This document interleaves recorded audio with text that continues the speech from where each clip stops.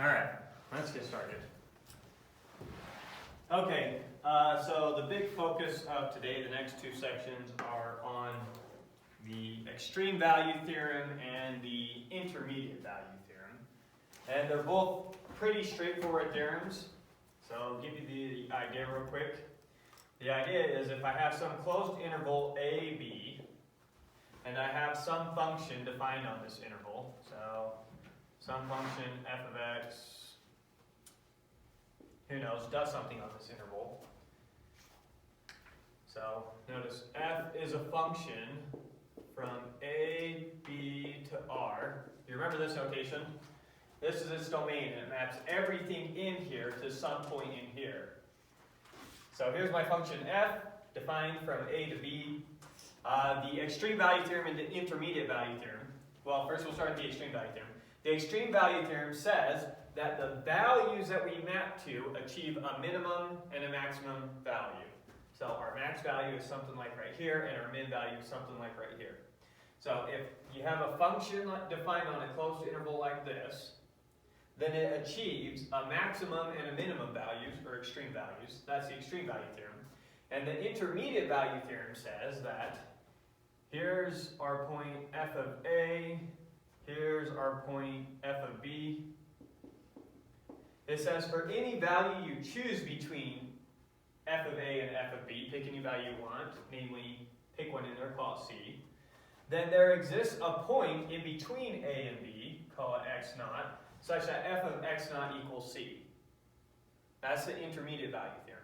So these are the two big theorems that we're going to be proving today, and we're going to work up with definitions and other proofs that help us get to those. But the actual idea of them isn't that complicated. That seems kind of obvious. It seems obvious because of how you're used to seeing continuous functions drawn. Your intuition for a continuous is I can't get from this point to this point without drawing all the points in between. But remember what exactly our definition of continuous is. Our definition of continuous is if I have a sequence such that its limit is a point in this interval, then the sequence of the image, the limit of the sequence of the image is the limit of that point. The fact that that's true means that this is true, that's not obvious. I gave you an intuition for how to think about continuous functions that makes it seem obvious, but that's not our definition for continuity. So the fact that continuity gives us this isn't obvious. It's our same thinking that means we're basically now justifying the idea that we can think about drawing like this as a continuous function. We're now justifying that as, yep, that's valid intuition. Make sense? Mm-hmm. Okay. So, yeah, that's what we'll be doing. Notation we already talked about. Reminding you what this is. If f is a function from d to r, that means this set, whatever is here, is its domain. It maps everything in there to something in there. And we had this special notation here, f of d, that is equal to the set of all points that f maps d to. It's a set of all y such that there exists an x in d where f of x is equal to y. So in our case, if we look at this picture over here, d is just closed interval a, b. And what is f of d? It's all the points from here to here. This over here is f of d, or in our case, f of a, b, would be this interval. Make sense? Okay. Definition. These are going to be completely obvious definitions, but make sure we understand them. A function f from d to r attains a max or a minimum value, provided that this set over here that the function maps to has a max or a minimum value. So in other words, this function does obtain a max right there, and this function does obtain a min right there. They're exactly what, if I were to ask you without a definition, what's the max and min of this function, you would have already known. Here's the max, here's the min. What's the maximizer?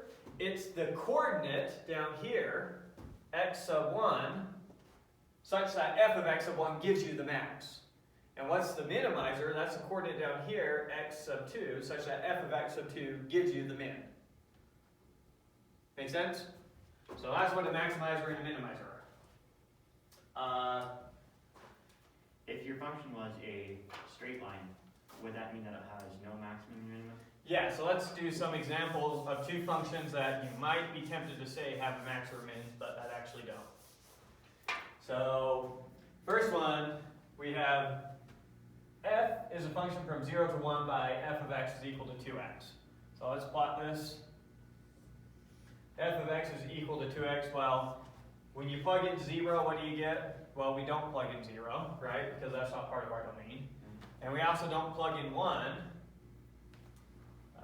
Let's put our tick mark closer. Here's 1, here's 2, here's 1, here's 2. When we plug in 1, we would have gotten 2, but we actually can't plug in 1, so we don't include that point. But then we have all the points in between, right? So that's what this function looks like. Make sense so far? Nothing weird? Okay, and then this function does not have a minimum value, right? What's the smallest value it obtains? Well, it never gets 0, but for any number bigger than 0 you pick, it does get that value, right? So if you assumed epsilon was the smallest number greater than 0 that the thing obtains, no, it gets something even smaller than that, namely epsilon halves. You can't come up with the smallest number. Same thing as saying there is no smallest positive number. Similar up here, what's its max value? We don't include 2, so its max value isn't 2. And no matter how close you get to 2, I can always find a number closer. So there is no max value. Right? So that's based, no, never mind. Good? Just because that's an infinite line, right? This? So what is the image of this function? The image of this function is all the points from 0 to 2. These are all the outputs, this interval, right?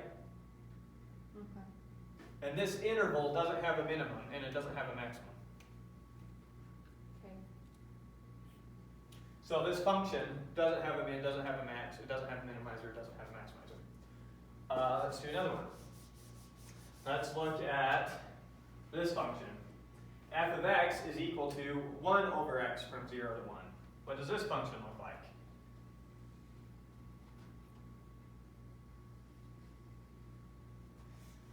Well, at 1, even though it's not really defined at 1, if it were, we would have gotten what? We would have gotten 1. So we don't include this point. But what does this function look like from this point onwards? Skyrockets. So the function looks like this.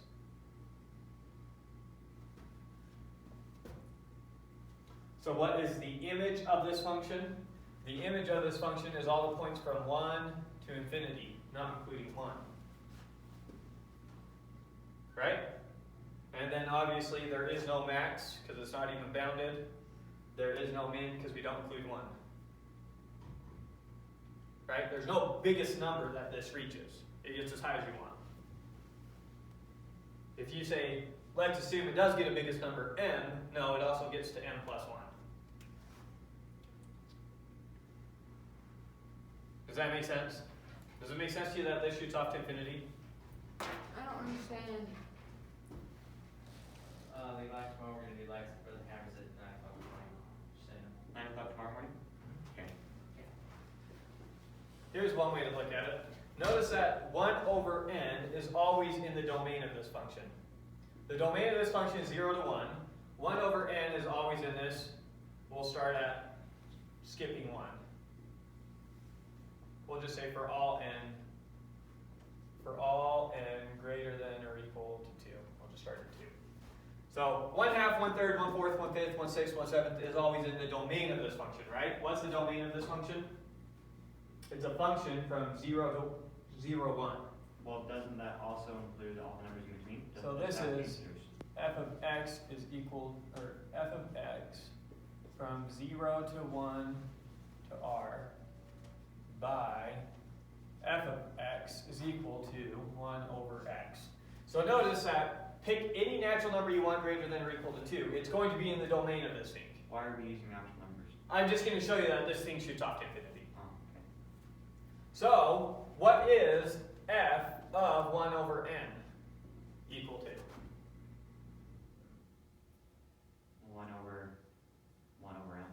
which is It's n. n. F of 1 over n is just n.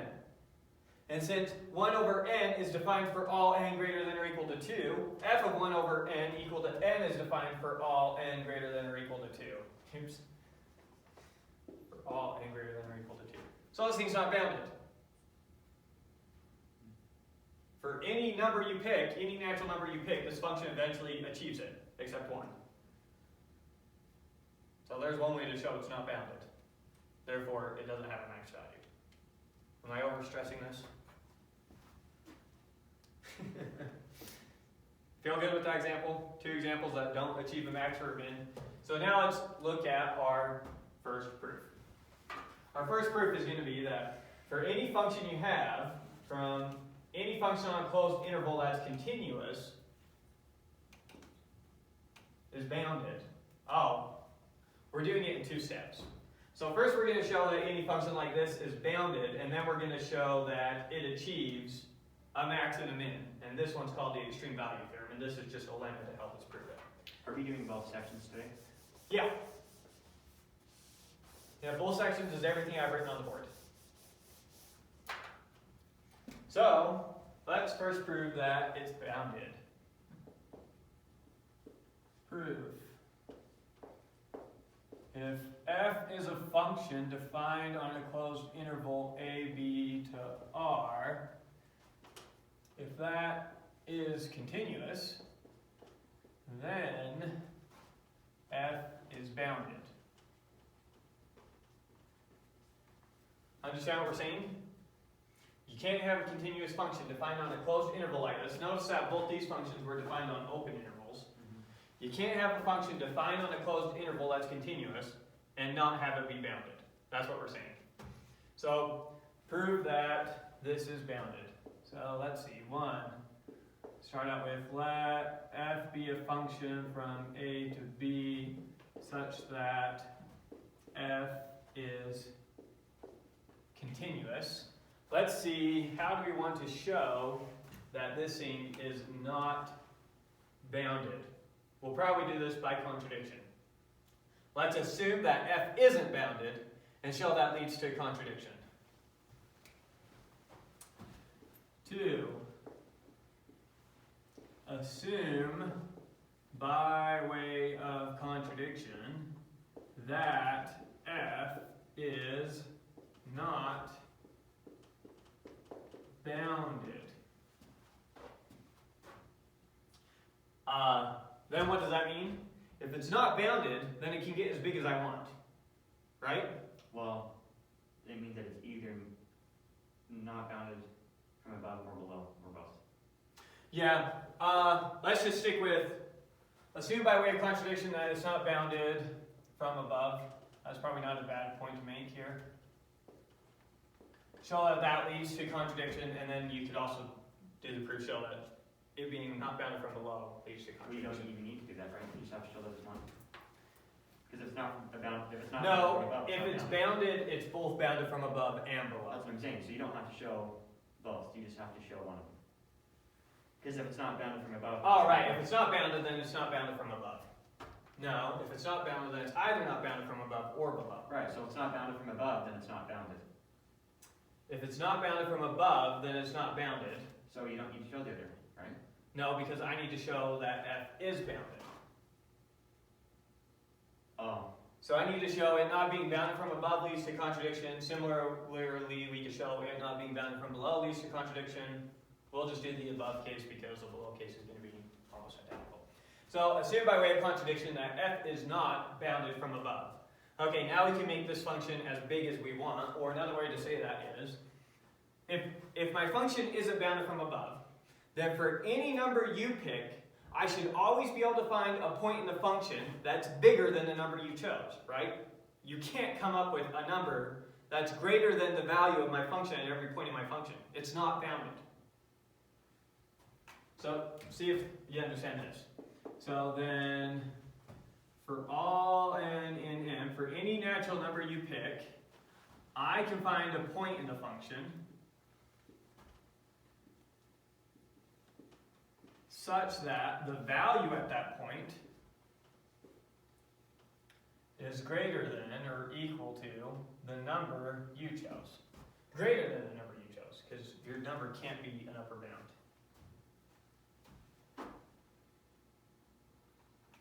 Oh, and, sorry. That's what it means for it to not be bounded from above. If it's not bounded from above, then for any natural number you choose, no matter how big, I can always find a point in the function such that the value at that point is bigger than the number you chose. You can't find a number bigger than every point in the function. So for any number you pick, I can find a point in the function that gives me a value bigger than that number. That's what it means for it to not be bounded from above. With me? That makes sense? Good? Okay. So notice this gives us a sequence xn and ab. Right?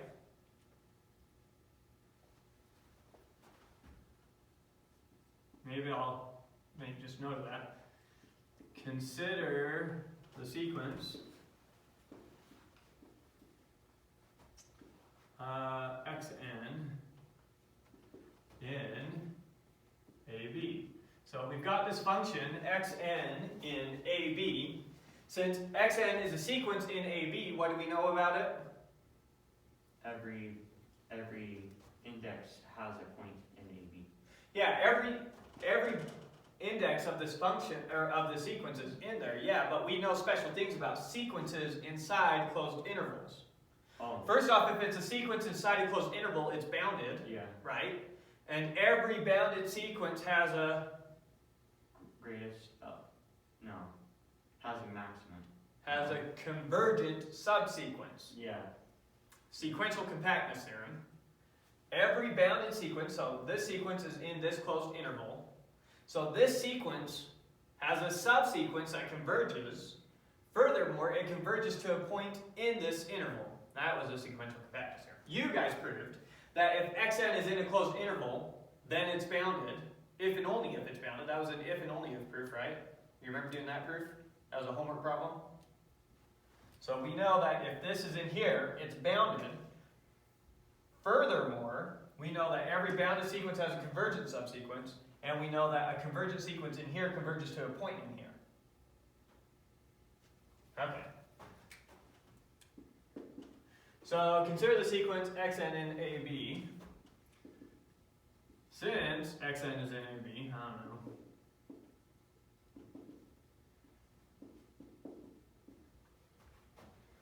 There exists some subsequence x and k such that it converges, so the limit of x and k converges to something equal to x, and the thing it converges to is also in the closed interval AB. You with me on all that? If a sequence is in AB, it has a convergent subsequence that converges to a point in AB. So we're calling what it converges to just x, and we know that x has to be in AB.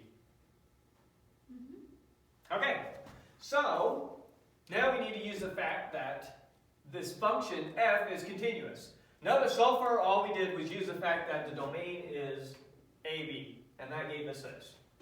Now we need to use the fact that the function is continuous. I have a question. Oh, go ahead. For line 5, did you have to, was it because you know that xn is bounded because it's in a closed interval? I know that xn is bounded because it's in a closed interval. And then because of that, you know line 5, right?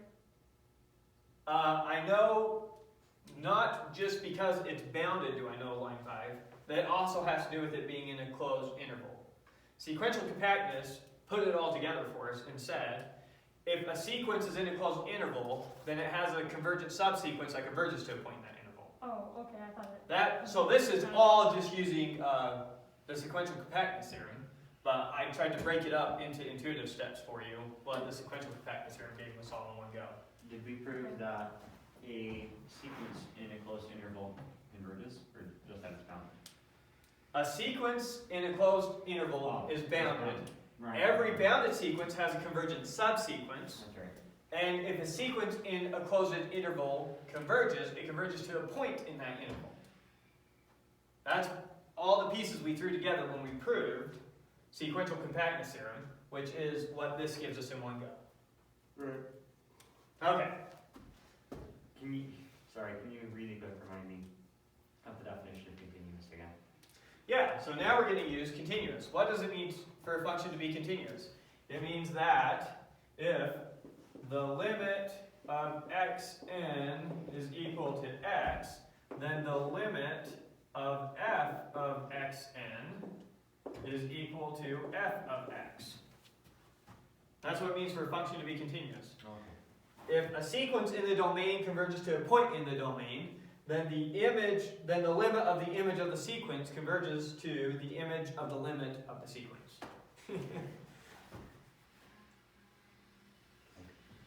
The limit of the image of the sequence the limit of the image of the sequence is the image of the limit of the sequence. Okay. So that's what we're going to use now. The fact that this is continuous. So, since f is continuous,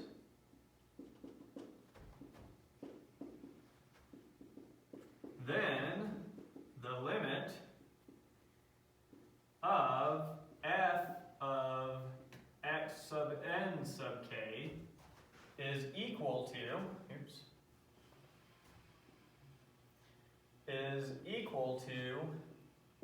f of x. So we know that the limit of the subsequence converges to a point, right?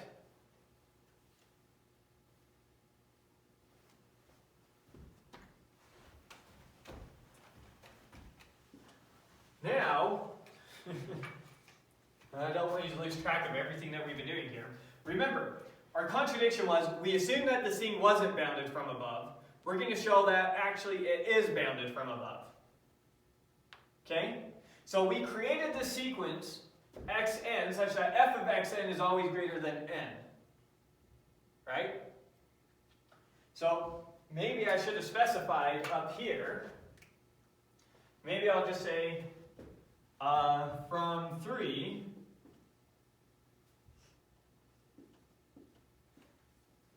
we know f of x sub n sub k is always going to be greater than or equal to n sub k, which we know is a subsequence, so that's always going to be greater than n. But n is any number you want, right? It can be as high as. We know that whatever the first term in the subsequence is whatever the value at that point is greater than whatever term it was in the original sequence, which is always greater than just n. N is the index of xn. So remember, we have xn defined such that f of xn is always greater than n. And for any, oh sorry, this is less than or equal. That might be throwing you off. Remember, for any subsequence you choose, you could have only made it bigger. This number always has to be the same or bigger than this number when you create a subsequence. You can only pick indices further up the sequence. You could have, like, n sub 1 could be 1, but then n sub 2, the smallest it could be is 2. It could have been 3, it could have been 4, it could have been 5. You remember how we create subsequences from a sequence? Yeah. And what this n sub k is? It's like a sequence of natural numbers, basically, right? It's a sequence of natural numbers. Yes, it's a sequence of natural numbers ordered. So the natural numbers only get bigger, they can't get smaller. Right. So n sub k is a sequence of natural numbers that only gets bigger. So the nth term in n sub k is always greater than or equal to n. Or the kth term, in this case. Or k, sure. We can do k. So we know this for all k and n. Okay. Okay, maybe that's the connection now. So basically, okay, yeah. I'm getting confused on line 3. I'm wondering why f of xn can't be greater than or equal to n. Why is it just greater than?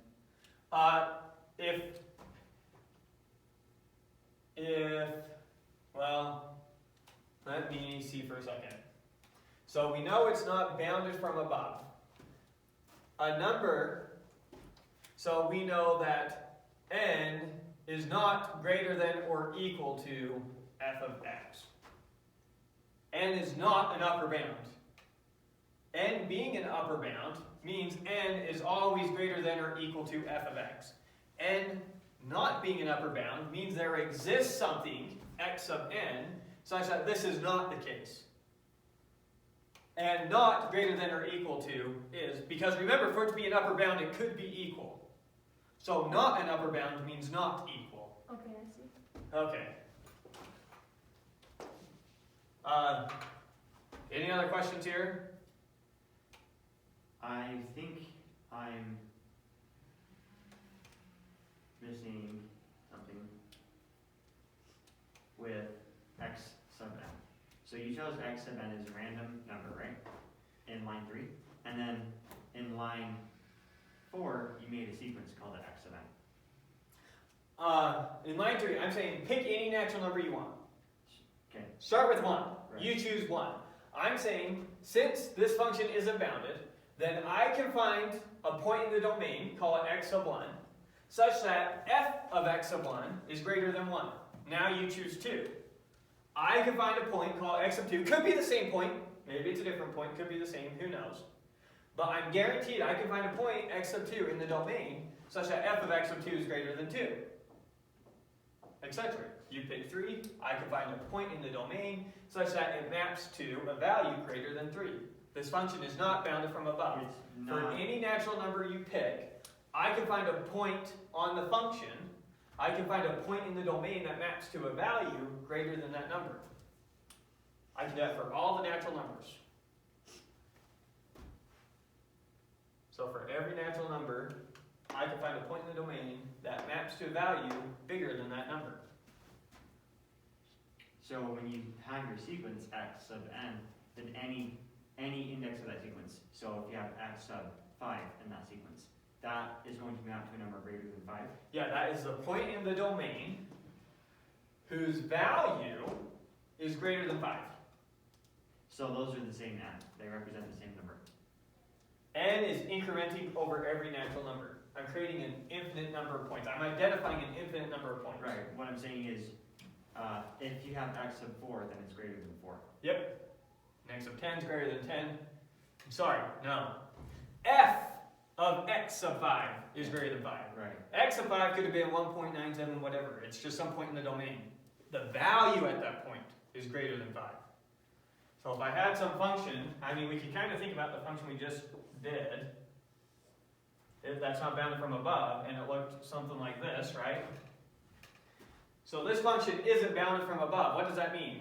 So this, let's just look at the function f of x is equal to 1 over x. I say this function is not bounded from above. For any natural number you choose, I can find a point in the domain that maps to a value bigger than the natural number you choose. You choose a natural number 100. I'm saying, okay, look at the point in the domain. So here's x sub 100. X sub 100 now is going to equal 1 over 101. Because f of x sub 100 is equal to 101 is greater than 100. What's f? Okay, I'm confused now because. Okay, I get that. For any natural number, you can find. For any natural number you can find. You can find an xn such that its image is greater than n. But how do you know that xn is like? How do you know that point is xn? I get that there is a point, but. Like, Call it xn, whatever the point is. There were infinite points in this case that satisfied it. Right? I picked a point 101. 1 over 101. That's a point in our domain. That's, I mean, just barely this way a teeny bit, right? Okay, but you can't just pick x of n because x of n is like it has the index and its index is n. It's not just any point. I'm defining x of 100. You're saying. I'm saying, I know, since this function isn't bounded from above, I know for any number you pick, I can find a point in the domain. Doesn't matter what it is, I'm guaranteed that there is one. Here's a specific example of what it could be. Okay, but in this example, isn't x sub 100 1 over 100? Yeah. No. I'm missing. X of 100 is whatever I want. So x of 100 could be 1 over 200. It could be this. How? Okay, Oh. for any number you pick, Oh. I can find a point in the domain. Is 1 over 200 in the domain of this function? Yes. Okay, so I'm going to call x of 100 1 over 200. I found a point. Such that f of that point is now equal to 200 is greater than 100. Right. I still don't get how you can just pick what it is. It's a specific function, you don't know what it is, but that doesn't mean you can just pick what x sub 100 is. I'm guaranteed that there is one. It doesn't matter what exactly this value is. Can be any value you want. I'm guaranteed since the function isn't valued, then for any number you pick, there is some point. I'm just calling it that point x of n. I don't know what the point is. It could be 1 over 200 in this case. It could be something else. So the two n's in line 3 are not related then. The two n's in line 3 are not related. You're just calling it x sub n, but It's just the labeling of the point. I'm just saying it's going to be the first term in my sequence. So for example, if I were to build out the sequence that we're building here, my first 100 terms could all be 1 over 200, okay. right?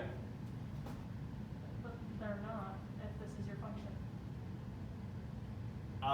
They could be. They're just points whose image is greater than the index we're talking about.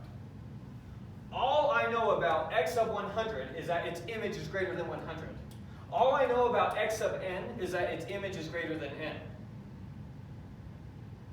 Because it's not bounded from above. Because it's not bounded. Since it's not bounded for any natural number you choose, there should let me say this different. Since it's not bounded, then for every natural number, there's guaranteed to be a point in the domain such that its image is greater than that natural number. And I'm just creating a sequence. It doesn't matter what the specific number is. Okay. Any other questions? Okay, so back to this line. I feel like this is the weirdest line of the proof, which is why I want to stress it a lot. Is this line okay with everyone? Line 7? Because here's where all the magic happens. I'm basically saying this thing is bigger than any natural number we choose. And up here, I know that this thing converges. If it converges, it's bounded. Here we're explicitly saying it's not bounded. There's my contradiction. Yeah, I'm not getting line 7. Because if line 3, the n's aren't related, then how can you say The n's are related in line 3. They're the same thing. What is x sub 1? It is the point in the domain whose image is greater than 1.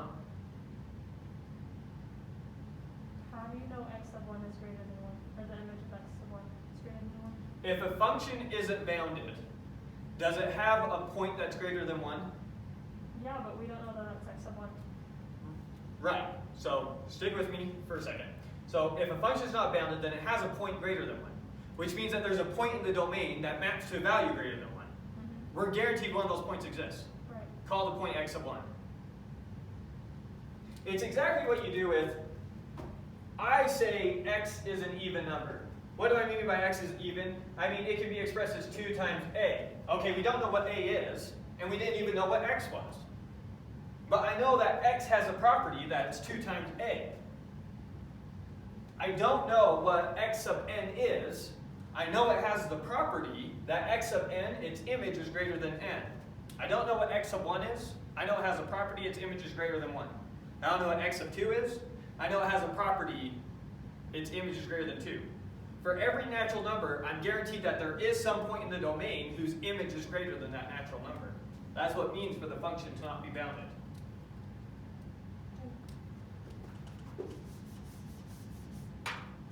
I don't know. Are we still missing something? Yeah. So you can have an x sub 1.25, right? It's just the name that you're giving it. Does it have to be We can't have it, number? because I'm constructing a sequence here, I can't have an x of 1.25. There is a point in the domain, and we could call it x of 1.25, but I'm explicitly constructing a sequence here. So n, oh yeah, it does have to be actually, you said that. What is a sequence? It's a sequence. A sequence is a function from the natural numbers. I have to map every natural number to a point. I'm mapping 1 to x of 1. I'm mapping 2 to x of 2. I'm mapping 3 to x of 3. I'm creating a sequence. So for every natural number, x of n is the thing that n maps to in our sequence. So I'm mapping 1 to x of 1, 2 to x of 2, 3 to x of 3. What's the property I know x of 1, x of 2, x of 3 have? I know that their image, when we plug them into f, is greater than their index.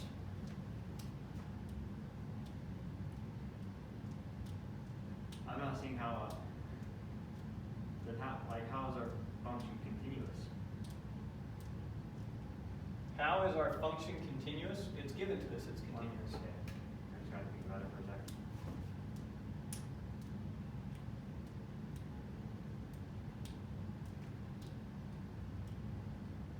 I don't know, I'm running out of ways to say it.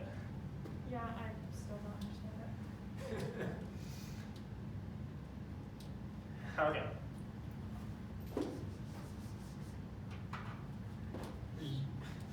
Your problem is that we're giving points that we don't know specific names. Right? Well, I'm okay with you giving it a name, but like, if you're calling it x of n, then like it has to do with n. And it's not just any name, it's a specific name, and we don't know that like that name correlates to that point, if that makes sense. Is how it's defined. I'm defining a sequence. So I'm sitting here. Here's some function that we know is not bounded. Since it's not bounded, I know it has a property that for every natural number, so pick 1. So I'm going to take 1. Here's my natural numbers. Here's what my x of n is going to be. Here's n is just going to be these. So when n is 1, I'm guaranteed that there is some point in the domain. We can pick any one we want, doesn't matter which one. Here's 1. X of 1. There is a point in the domain such that the image of that point is greater than 1. 1 might be somewhere like right here. So there's a point. So we call that x of 1.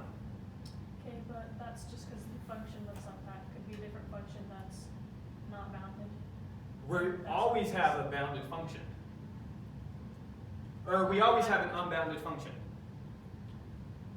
That's what we're assuming. Assume by way of contradiction that f is not bounded from above. Yeah, but I'm saying there might be another not bounded function that doesn't do that. Maybe x of 1 is less than 1. So how can you say that it's x sub n is always The function comes first. So first you give me a function that's not bounded. Doesn't matter what it looks like. We can pick any function we want.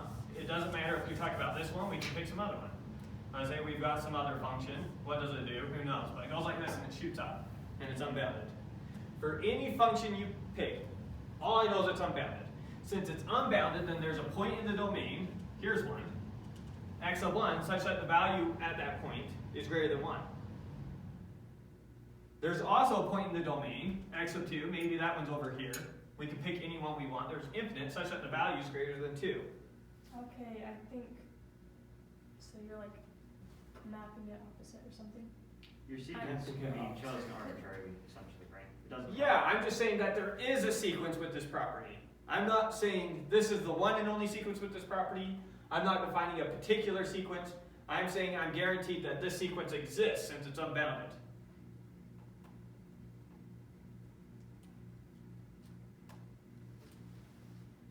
Okay, I think I'm starting to understand. So you're mapping x1. You're calling the x1 because it's greater than 1. So x of 1, the only thing I for sure know about it is its image point is greater than 1.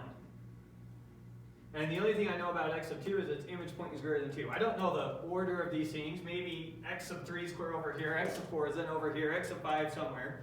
I mean, we could have some weird wave function that keeps spiking over and over again. Who knows? All I know is that x of 1, the image at that point is greater than 1. That's all I know about it. Okay, I think I understand that. Okay, wonderful. Yeah, these, these proofs where you got to prove it by finding a sequence in the domain that maps a certain way are awkward the first time you come across them, especially in calculus. That's why a lot of books use the epsilon delta definition of continuity instead, so you don't have to rely on sequences to do it. But in topology, we'll be using sequences a lot more than we use here, so you'll get more comfortable working with sequences. Hopefully. They're pretty. You won't. She will. Okay, so are we good with this line? Not yet. Not yet? Okay, so let's re-go over subsequence real quick. And what these n sub k's are. So if I have a sequence, we'll just pick 1 over n, a nice easy sequence. 1 over 1, 1 over 2, 1 over 3, 1 over 4, etc. Then I create a sequence of indices n sub k equal to, let's keep going with this a little bit more. Well, let's not even think about our n sub k's. I think you already understand just the intuition for what a subsequence is. A subsequence of this is, I get to pick points, I get to pick numbers here that I want to include in my sequence, but I can't change the order, right? So I can say, I'll take the first number, 1 over 1. Okay, I'll take 1/5. But now since I've used 1/5, I can't put 1/4 in. I can only keep going to the right. So I can take 1/5, and then I can take 1/6 if I want, 1/7 doesn't matter. And I can keep constructing the subsequence, right?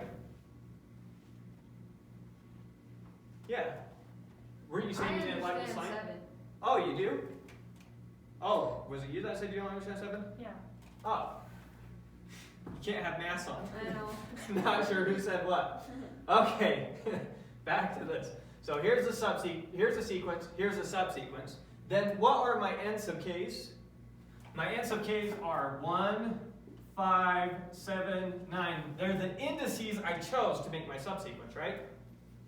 So notice that for any subsequence you choose, n sub 1 has to be greater than 1. Greater than or equal to 1. N sub 2 has to be greater than or equal to 2. N sub 3 has to be greater than or equal to 3, etc. So every term in this sequence, for any n sub k that we did, always has to be greater than or equal to just 1, 2, 3, 4, 5. This. Oh, I get that n sub k is greater than or equal to k. Oh, It's the f of x of n of k. that's our definition for how we constructed f of this sequence. F of any term in the sequence is greater than its index.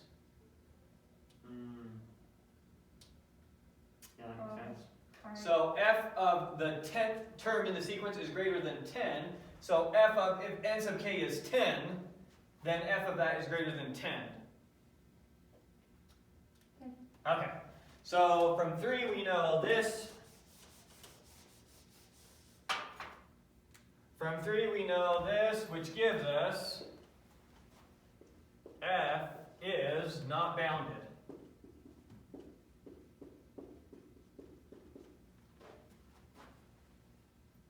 Why does it give us that? Oh, sorry, here's our contradiction. Which gives us f of n sub k, sorry. Not n sub k, f of x sub n sub k.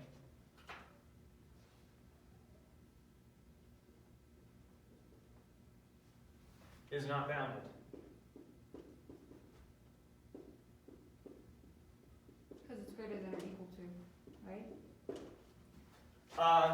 F of x sub n sub k is greater than or equal to k for all k in n. No, it's just greater than. It's greater than n sub k, which is always greater than or equal to k. That's what I was showing over Right. here. So f of x of n sub k is greater than k. Is greater than k. Yes. For all k in n. So this gets arbitrarily big. Yeah. So it's not bounded. How does that give us a contradiction? Next line. This, we'll finish, from line from 6, we know f of n sub k, x sub n sub k, f of x sub n sub k is bounded. Oh, Contradiction. Right? If a sequence converges, it's bounded. Every convergent sequence is bounded. We proved that. So we know that this has to be bounded, but by definition of how we set it up, it's not bounded. how did we get 6? Hang on, if a sequence is Because continuous. it's continuous. I know since x sub n sub k, remember, x sub n sub k is a subsequence that converges to x.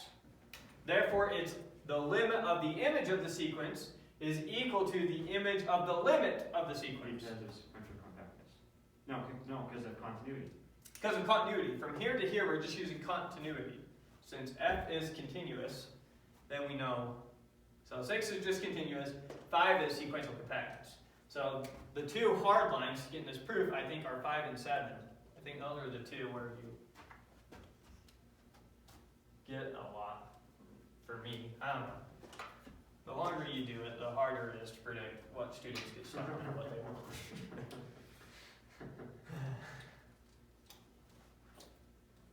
Are we good? Anything weird there? Yeah. Just one sec.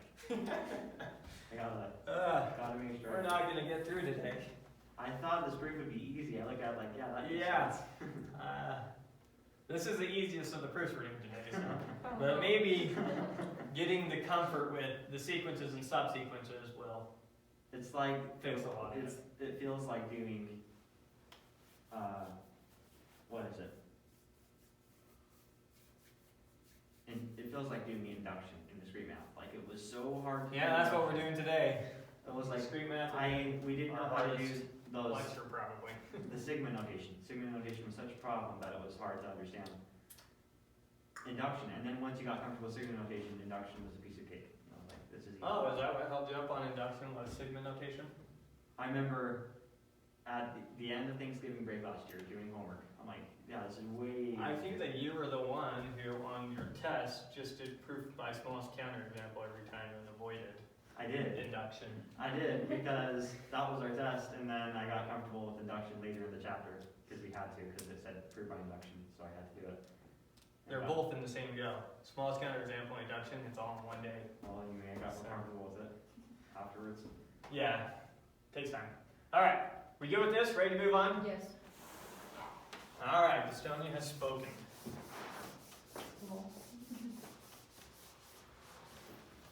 Well, we gotta hurry if we wanna get done. Oh yeah, Emma wasn't in here. Due to our cram-packed schedule, we only have 2 more classes after today for the semester. So I'm gonna have to make both your last test and your midterm take home that you do over the holidays. Are we gonna be able to have a Yeah, review in that class? Nope. Nope. We don't have a day to do the test. What do you mean a day to review? I was just wondering. It was on the syllabus. Yeah, it looks like there's 7 sections. Yeah, I don't know what's up with my syllabus because it's wrong. I counted the days and I messed up. We only have 2 more days. Is the So we're correct missing a syllabus day. that you sent us fixed? So we're doing 2 and 3 today, right? Yeah. Okay. Let's see. Next proof. Next proof. Okay. So we proved if a function is from a closed bounded or f on a closed interval, if it's continuous, then it's bounded. Now we're going to prove that it easier to just write. If f is a function from the closed interval a, b to r is continuous, then it has a max. And we won't bother doing the prove it has a min part. It's going to be similar to showing it has a max. You can do that yourself if you want. Okay, so we're just going to prove that it has a max. What does it mean it has a max? It means the function, whatever it looks like, has a maximum value. Okay.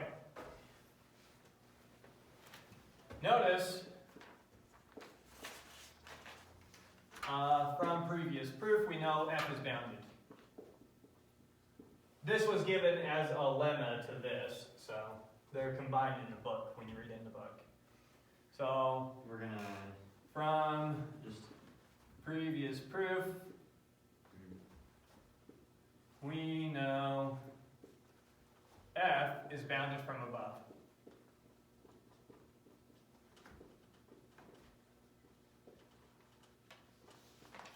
Right? So 2, then, maybe say it this way, then f of AB, the image of the function, has a what?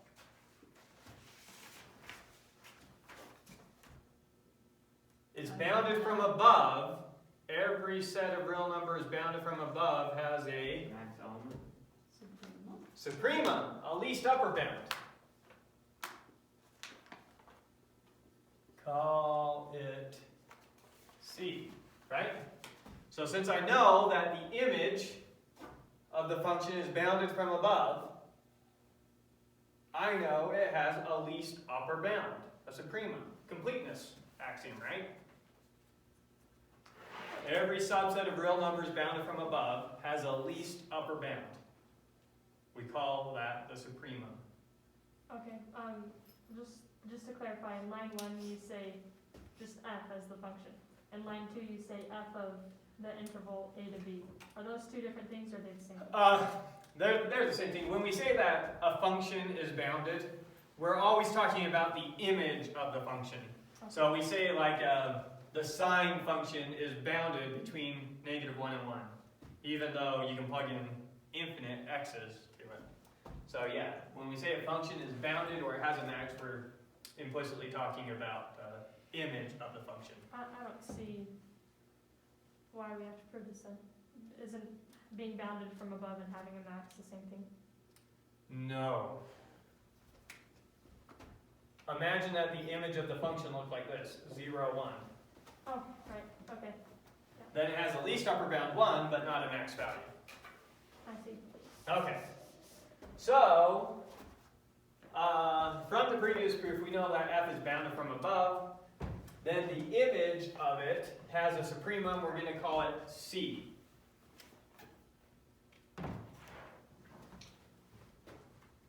So C is the least upper bound. So then here's where I'm going to do my sequence step. Then for all n in n, comma, there exists xn in AB such that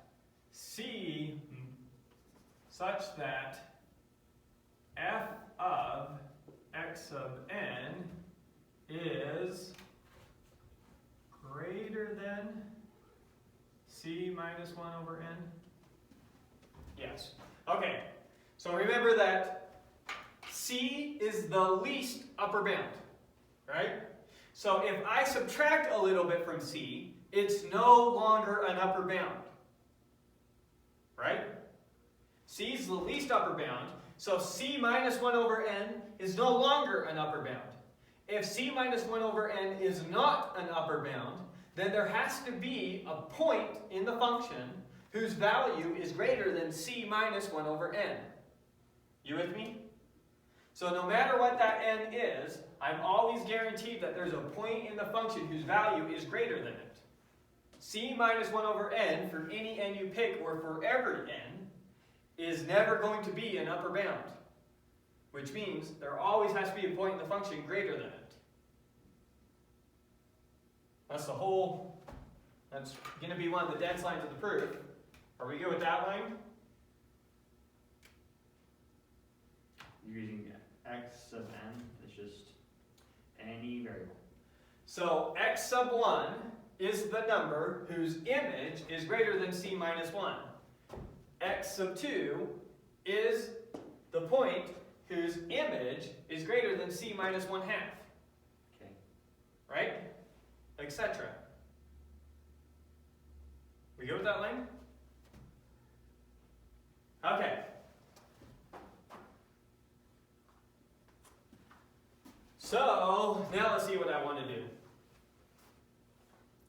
I know that C is an upper bound, so I know that this thing's always less than or equal to C. So maybe this will help. So then, C minus 1 over n is less than f of x sub n. But I know f of x sub n is always less than or equal to C, the supremum, which means it's always less than C plus a little bit.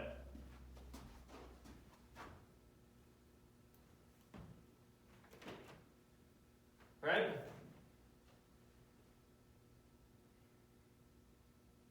Because C plus 1 over n is greater than the...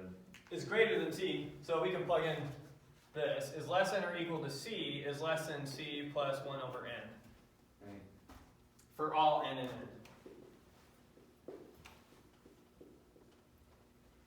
Right? Now let's see what I'm trying to show. I'm trying to show that C is in the image, right? If the supremum's in the image, then it is the max value. How am I going to show that C is in there? I need to find, sorry, I'm just kind of thinking out loud. I need to find a point x sub C in the domain such that f of x sub C is equal to C. If I can find an x sub C that makes this true, then I know that this function has a max, right? That makes sense intuitively. I don't know if it fits into the definition. It does, because C is a supremum. So it's greater than or equal to all the values of the function. That's what we mean by max. A max is greater than or equal to every other value. A supremum is greater than or equal to everything. So if the supremum is in the set, it has to be its max value. Yeah. Oh, right, okay, I see. Yeah. Okay, so this is the crux of what we're trying to do. So let's see. I need to show, I need to find a subsequence x sub n. Is that how I'm going to do this? So if I had a sequence that converged to whatever the sequence converged to, I know that this sequence is going to converge. Okay, I see how I want to do it. Okay. Just clean it up. Can I just say then the limit of this is C, or do you need to see it more? That actually makes sense, yeah. Then, I mean, we could do this one more. Then, absolute value of f of x sub n minus C is less than 1 over n, right? Which is less than epsilon. Now, for any epsilon you pick, I can always find an n such that blah, blah, blah. But I think you're good with me just saying, then the limit of f of x sub n is equal to C. Are you good with that, Lee? Without going through the epsilon n proof from there? Mm-hmm.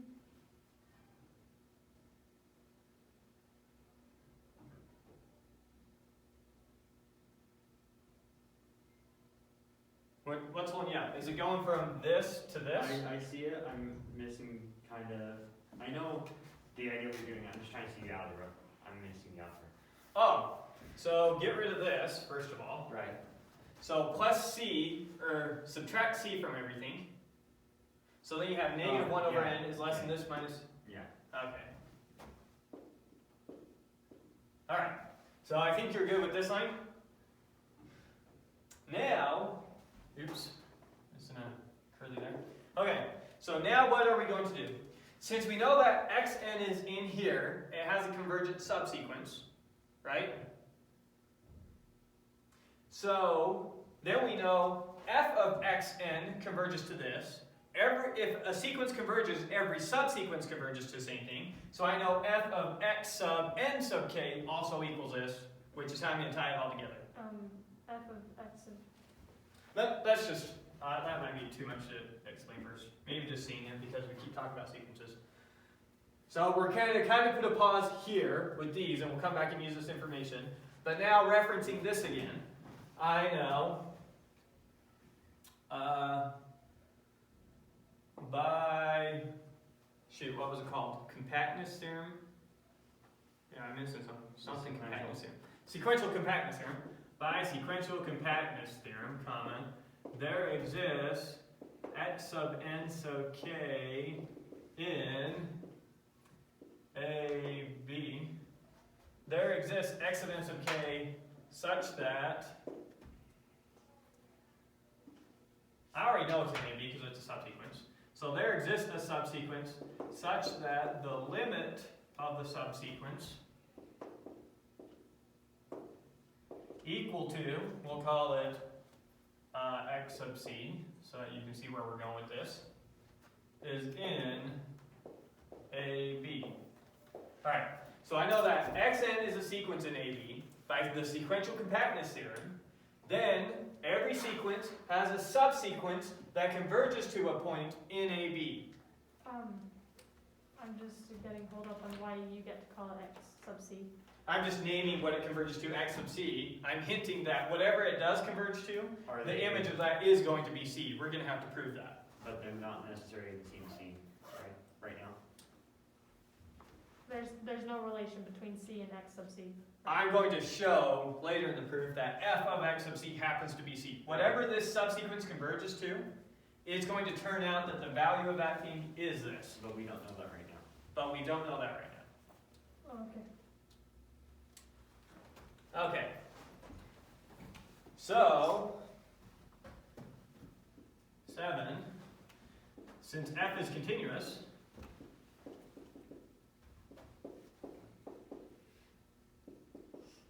then the limit of, no, I did that right. The limit of f of x sub n sub k is equal to f of x of c, right? Mm-hmm.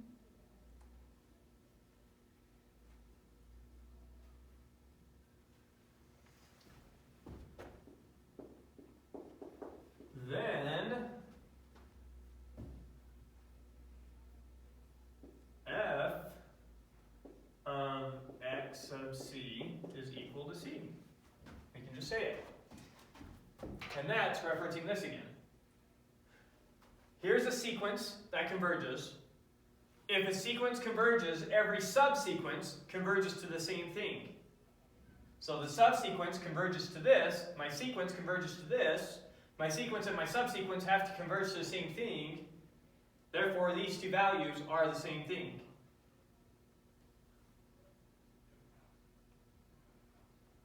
And we're done. Right? That proves what we're trying to prove. That proves, we could say, therefore it has a max value if you want. Well, that's just saying that c is in the range. Yeah, but C was a supremum. The supremum's in range. Right. Okay.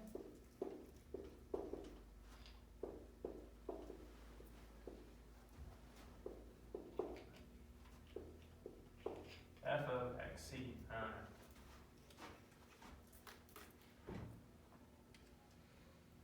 You good with that proof? And if you read through your book, I'm sure I'm doing this different than how the author does it, so you can get variety in these proofs. One proof's enough. Okay. Let's see. So there we go. There is the extreme value theorem. Very common theorem used in calculus. Now we need to move on to the intermediate value theorem, but before we do that, we need to do the nested interval theorem, which I think is what's next. Yeah, nested interval theorem is kind of a mouthful, but we'll take it. And you'll notice that we skipped this. So this is clear back earlier in the book, somewhere in like section 2. But this is the only point where we use it in this class, and so I didn't want to prove it until we use it, because we just use it to prove the intermediate value theorem, and then we're done with it. We never use that's. It's used in the book more, just not, we're not going to use it more. And so I didn't want to introduce it till we were going to use it, and then we're done with it. Does it have really any other uses than proving the intermediate value theorem, or? Yeah. Yes, it does. see some of those uses. I intentionally didn't give you problems that used it because it gets into this pieces of analysis that we're not particularly interested in. What we are focusing on in this class is what's a limit, what's continuity, what's a derivative, what's an integral. I'm trying to make sure you have an understanding of those four things. What does it have to do with?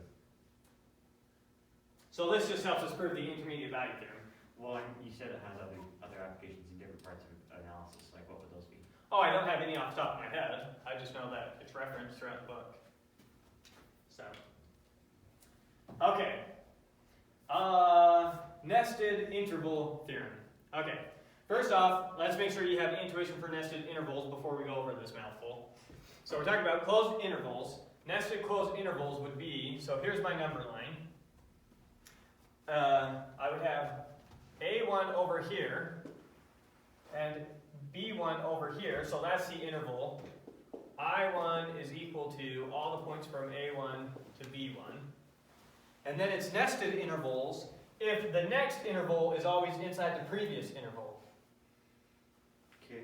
So if I have some sequence, if for all n, comma, in is nested intervals. So there's an infinite number of intervals in there? Yeah, there's an infinite number of them. Then that gives us that I of the next interval is a subset of the previous. Right. So you might have A1 and B1 as this interval, and then A2 might start here, and B2 might be somewhere over here. Notice that A2, B2, the interval I2 equal to all the points from A2 to B2. This is an interval that is a subset of this interval. So I of the next interval is a subset of the previous interval. Now notice we could use the same point again. For my next interval, I could make A3 also the same point as A2, and then just make B3 over here. Still have nested intervals. Are we going to prove this by induction? We're not, this is a definition of what we mean by nested intervals. Oh, yeah. We're not doing a proof yet. Right. I just want you to get comfortable with what we're going to be talking about in the proof, so that you don't get lost in it. So for it to be a nested interval, it has to have an infinite number of intervals. Yeah, for these nested intervals, there has to be infinitely many of them, where the next one is always a subset of the previous one. So I sub n at the very top is a sequence, and that sequence is called nested intervals. Okay. Yep, exactly. Sequence of intervals. Okay, so we'll get a more precise thing listed here, but I want you to understand big picture what nested intervals are. What are we going to prove? We're going to prove that, so we keep doing this, our B's keep coming closer and closer, our A's keep coming closer and closer, and here's A sub n, here's B sub n. If you have nested intervals, first off, the intersection of my nested intervals always contains at least one point. So, as A and B n get closer and closer, or maybe they stay here from here on out, The intersection is going to have an infinite number of points. they can have an infinite number, but we're guaranteed that they always have at least one point. So this is not equal to the empty set if you have You nested have- intervals. An interval from A1 to A1. Is that an interval? That's an interval. They have to be nested. We're talking about nested intervals. Right. So you have nested intervals like this. Uh-huh. As your ANs and BNs get closer and closer together, the smallest that you can have it is that AN and BN end up being the exact same point, in which case they include one element. Right, so So they're not infinite. There could be an infinite number, there's an infinite number of intervals, but I could get it to the point where all my intervals now just have one point. And I just keep listing that interval over and over and over again. Because it's always a subset of itself. Oh, yeah. An interval is either an infinite number of points or 1 point. I think so, on real numbers, yes. I think you can say it, yeah, you can't have an interval with 2 points. Okay, so this is just for your intuition, we're not proving anything yet. So notice that the intersection is always going to have at least 1 point, and we're going to be specifically interested in when the limit of AN minus BN goes to 0. When the limit of the distance between these goes to 0, then it's guaranteed to only have 1 point. So this intersection will always have 1 point, and then when these 2 points are guaranteed to approach, the distance between them is guaranteed to approach 0, then it will only have 1 point, which is going to be the limit of both these sequences. What do you mean the distance between them? Notice that the length of the interval an to bn is the distance between them. So if I know that the limit of a of bn minus an, the distance between them, equals 0, then that means these 2 points approach each other. And so then their intersection is only going to have 1 point, Okay. and that point is going to be the limit of both these sequences. Oh, okay. That's what we're going to be proving. Okay, so we'll write it out more explicitly. I just want to give you intuition, give you a feel for what nested intervals were before we proved it.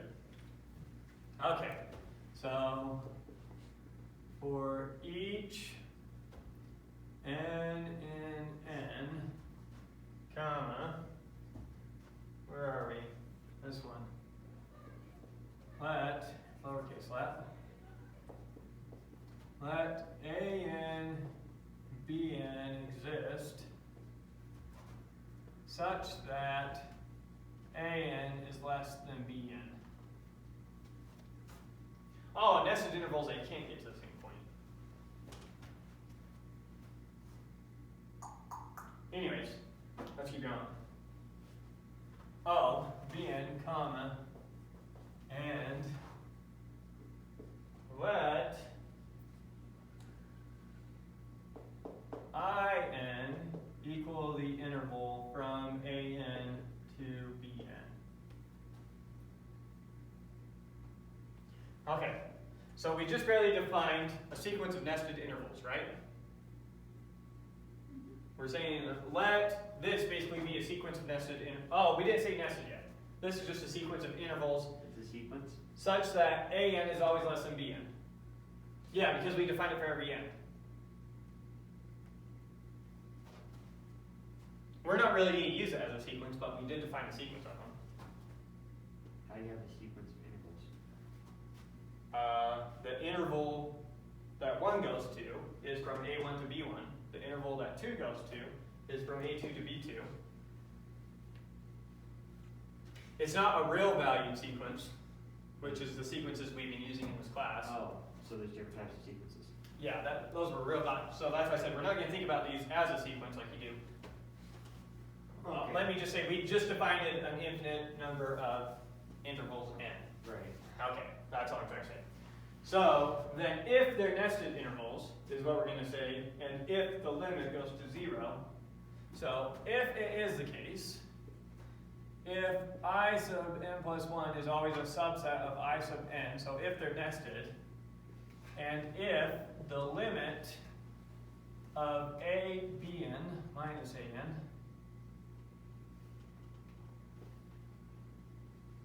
is equal to 0, then there exists one and only one, x,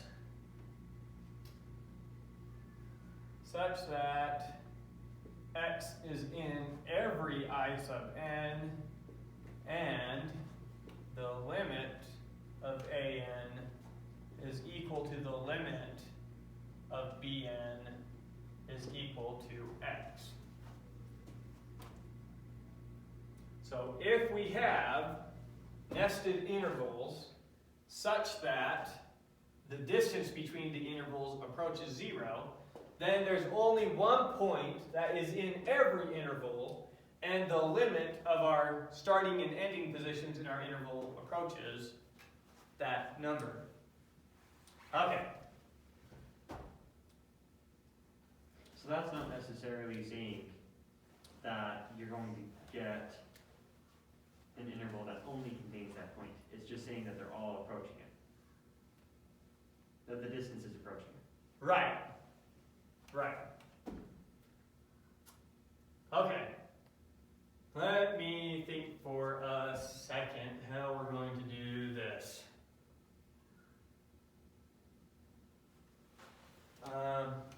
I'm not going to write the let sign because the let us have blah blah blah because this is so big, but let's assume that we have this and assume the antecedent of this. 1. Observe that since I of n plus 1 is a subset of I of n, then we know that a of n plus 1 is less than or equal to a of n, and we know that is less than b of n is given, and that's going to be less than or equal to b of n plus 1. You follow that line? So nested interval, maybe draw a picture again real quick. We have a n here, we have b n here. In order for it to be nested, a n plus 1 for the next interval, the starting point of the next interval, has to be to the right or the same as a n, like a n plus 1. And b n plus 1 has to be, oh, oops, no wonder, b n plus 1 less than or equal to b n. There we go. Right? Because bn plus 1 has to be somewhere in here for it to be nested intervals. You have it shown that an plus 1 is greater than an. Ah! Backwards, backwards, backwards. an, I wrote that as backwards as I could have. an is less than or equal to an plus 1, is less than or equal to, or is less than bn plus 1, is less than or equal to bn.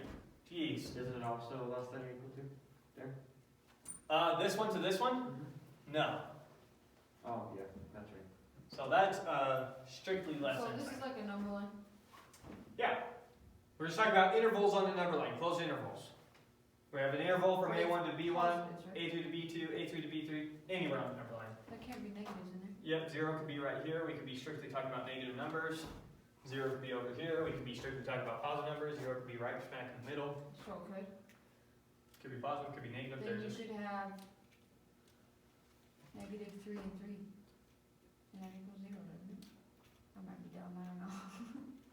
the interval negative 3 to 3 is all the numbers. All I was thinking was if an is negative 3, the whole an minus bn equals 0. In order for an to be negative 3, that would be the sequence negative 3, negative 3, negative 3, negative 3, negative 3, negative 3, negative 3. That doesn't make sense. And bn would have to be the same thing for their difference to be 0. 3 and negative 3 doesn't work because 3 minus negative 3 is 6. Or negative 3 minus 3 is negative 6, which is not 0. So they'd have to be getting closer and closer to the same number. They switch, okay. Yeah. Did you get the set of inequalities from the definition of nested intervals, or just from the subset? Yeah, I know that if in is a subset of in plus 1, or sorry, I know that if in plus 1 is a subset of in, then its starting point has to be greater than or equal to this one's starting point, and its ending point has to be less than or equal to this one's ending point. So you That's just, what it means for it to be inside of it, right? you just used intuition, no, like theorem or definition? You say by definition of a subset, I guess. Okay. But, yeah, no, just intuition there, not using anything special. Okay, so, since in plus 1 is a subset of in, then this is true and this is true. Let's see.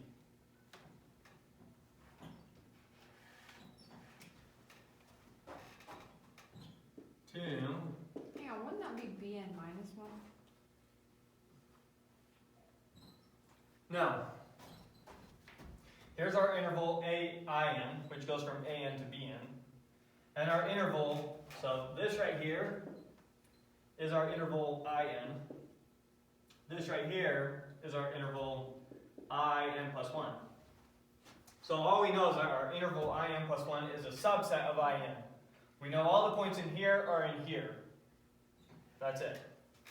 So that means this point can only be to the right or the same as this point, and this point can only be to the left or the same as this point.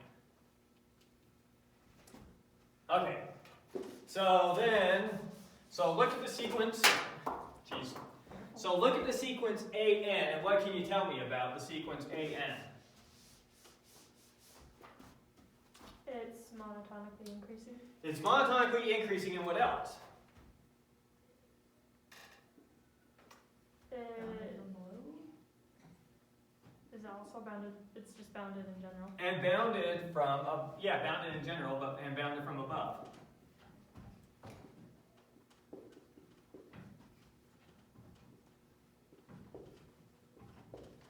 So it converges.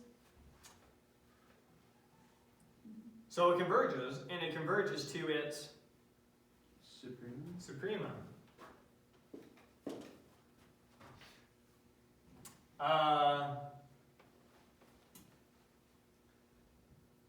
Which is being,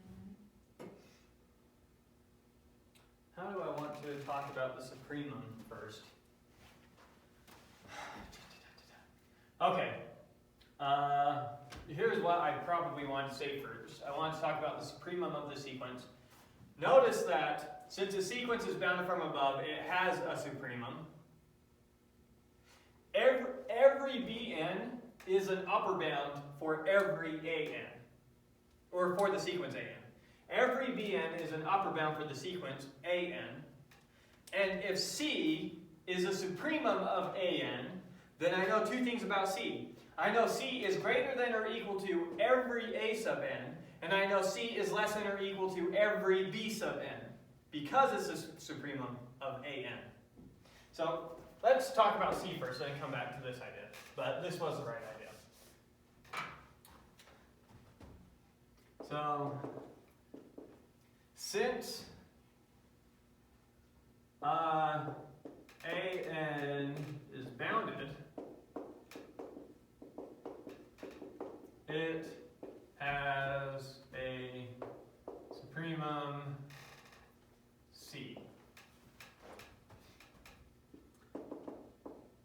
Since every Bn is an upper bound,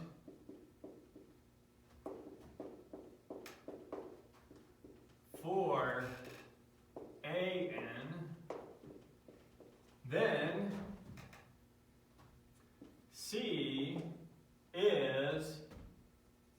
then C is less than or equal to Bn for all n in n.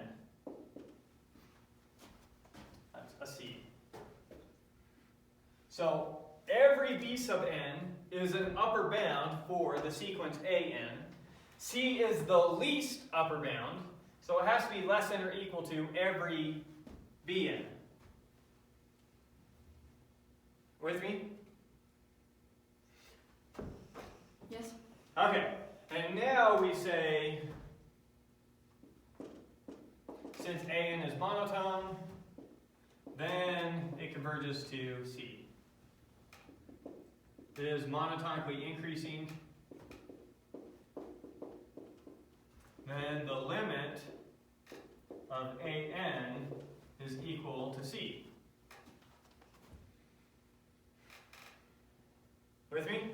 Why do we need line 3? I don't know. Just felt like it in the moment. Okay. Let me keep going with this and see if we end up using it. Because I'm trying to say that the limit of An and Bn are both going to be C, or I guess we call it X up here, so I'll use X. Supremum, call it X, call it X. So I'm trying to show that the limit of An equals X, the limit of Bn equals X, and X is the only number that is going to be between An and Bn for all A and Bn.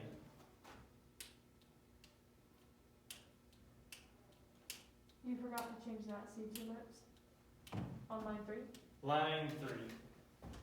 So I'm thinking this was me getting ready to say, and X is the only number Why did that also satisfies all this. Why did we switch it? Just because that's what I set up here at the beginning. Oh. And it's going to be that X. So basically, I need something along the lines of this. An is less than or equal to X is less than or equal to Bn for all n.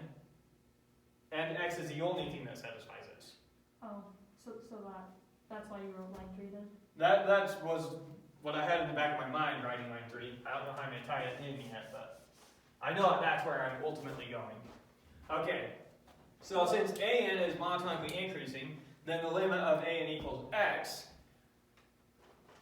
This is going to give us that the limit of bn equals x. Since the limit of bn minus an is equal to 0, that gives us, what is the limit of bn minus the limit of an? That's the limit of bn minus the limit of an, right?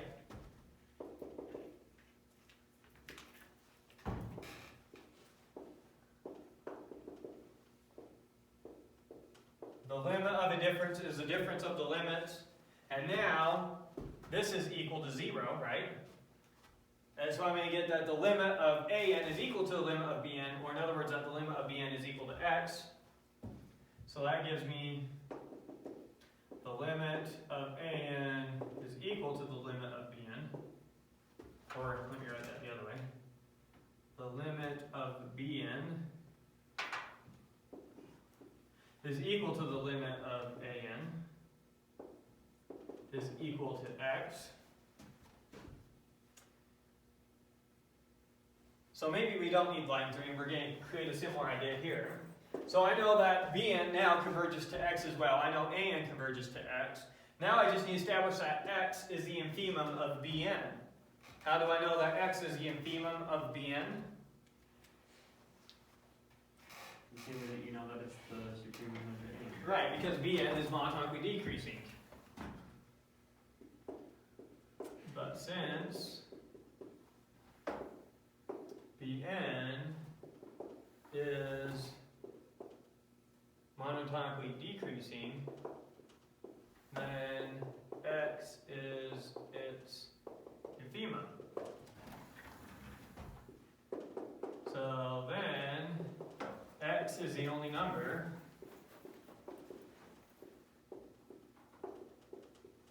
such that an is less than or equal to x is less than or equal to bn for all n in n, and the limit of an is equal to the limit of bn is equal to x. And we're done. But it seems like we didn't need line 5. Line which? Line 5? 'Cause We need line 5 to show that these two converge to the same thing. no, couldn't we have said that the limit of bn equals x the same way we did the limit of an equals? We would have had to call it something different. How do we know it's the same point? Oh. So this connects that they're the same point, but I think you're right. Now we didn't need line 3, right? Right. So ignore line 3, and I think everything else is good. I'm missing, like, I understand intuitively why, but I'm missing the logic for x is the only number such that that's true. How does showing that is the If there's another number that's true, that makes this true, then it has to both be greater than or equal to everything here and less than or equal to everything here. Right. Which It doesn't you exist. can't have two numbers that do that if this is the supremum of this and the infimum of this. Right. Okay. So you could do some more explanation with that if you want, but I think knowing that this is a supremum of that and the infimum of that connects it pretty well. Any other questions? Okay, so now we're ready for the next major proof. And that is the extreme value theorem. That's the last proof here. No, Isn't it That's the it. intermediate value? intermediate value theorem, thank you. We already did the extreme value theorem. Now we're going to do the intermediate value theorem, do some cool examples, and then one more proof after it. I keep losing track of what time it is. Is it 11? Yeah. Yeah. We don't have time. Wanna take that I was going to say take a break, but I don't know if we have time for that. I think we could have never done it, but probably. Huh? Just wondering if you can change the time on the clock. What it's supposed to be.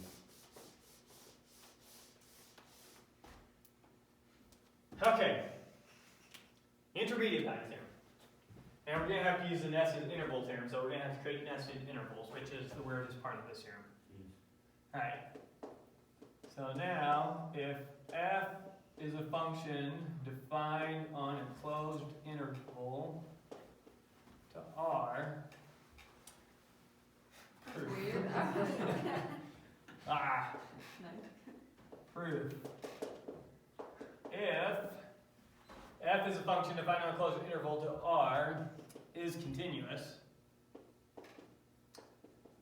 then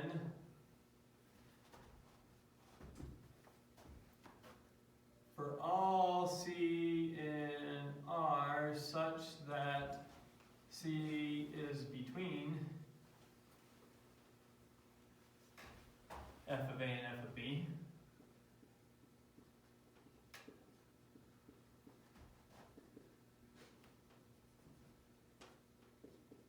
there exists a point in the domain that maps to that.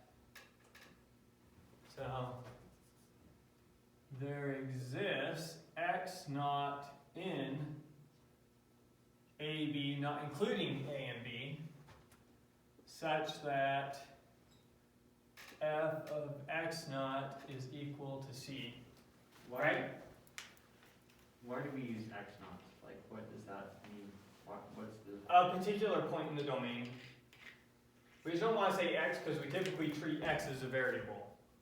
Remember in logic, we would have our variables and then we would have our, we usually use like an alpha when we did a there exists, for when we're saying there's a particular thing that satisfies something.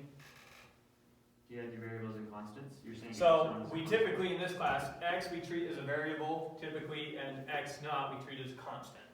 So why do we call it? I mean, okay. So there exists a particular point. Okay. So f of x still refers to a generic function. F of x naught refers to a particular point as a general rule. So that's why we use the not. Okay. Let's see. We're going to have to define our nested intervals.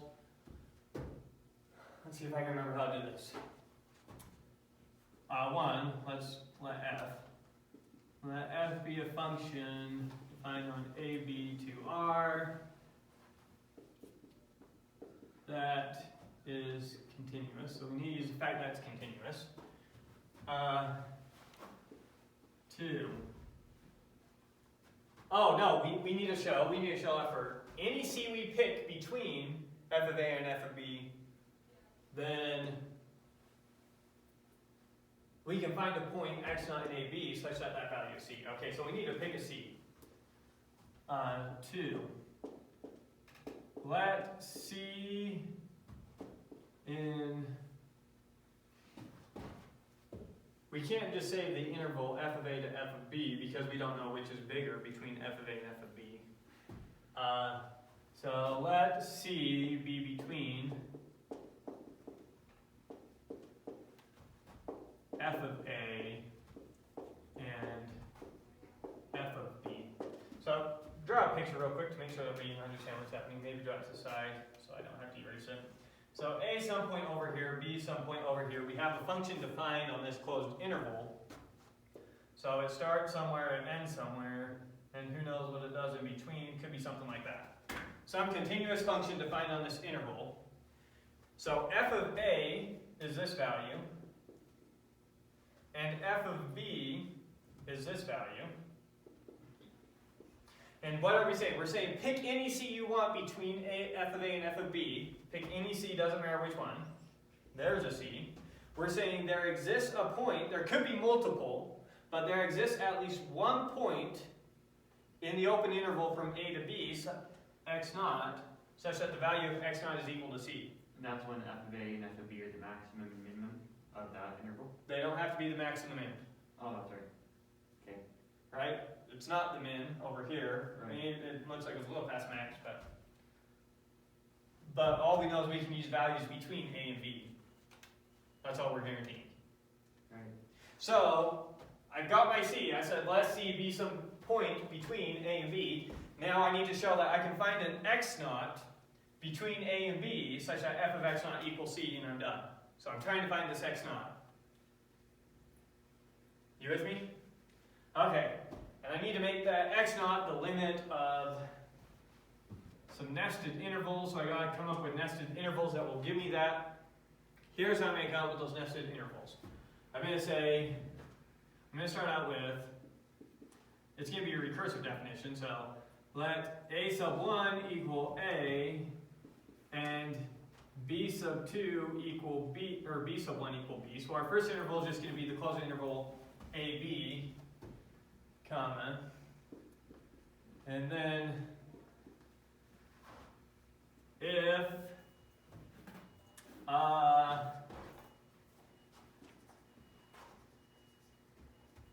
and let m sub 1 be the midpoint, b sub 1 minus a sub 1 over 2 plus their midpoint, right? Mm-hmm. Here's how I'm going to define my sequence. Maybe draw the picture first, and then you can make sure I'm not making a mistake in coming up with my definition. But what I'm going to do is I'm going to keep on dividing my interval in half.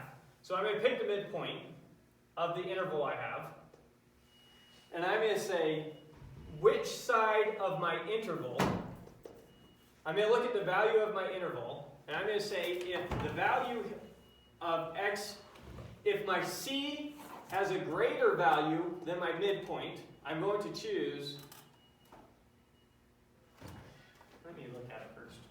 Let's just look at it before I try steering you all over the place in case I make a mistake.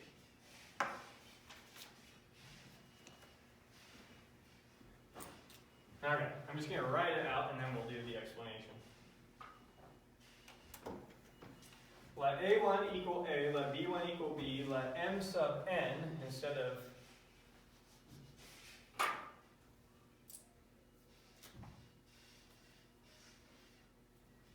and let m sub n always be the midpoint of a n and b n. You haven't defined a and b in yet. Right, we will.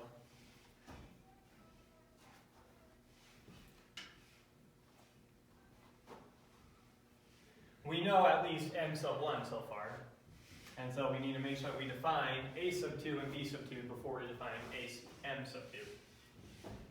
So if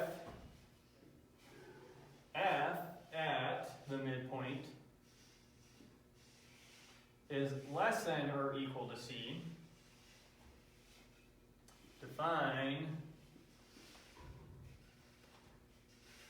a of m plus 1 to equal m sub n, and b of m plus 1 to stay the same. We'll have to draw a picture. Otherwise,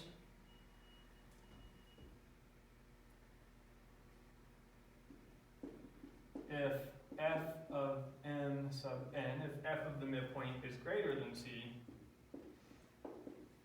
define b sub m plus 1 to equal b sub, a sub n plus 1, we'll still define that one first. A sub n plus 1 to equal a sub n, and b sub n plus 1 to equal the midpoint. Okay. So let's just draw the number line and kind of ignore the values of the functions at first to see how this is going. So the domain of our function, here's A and also A1, here's B and also B1, and then M1 is going to be some point in the middle. Right? Okay. Now, I guess we do need to draw some function up here. So let's draw some function, do something like that, and pick some c. We'll say c is this high. So c, we hit it there, and maybe we don't hit it again. Good so far? So now we say if the value at the midpoint is less than or equal to c, in this case it is, then we're going to choose this half and keep going. Otherwise, we're going to choose this half and keep going. That's That's not what it says, is it?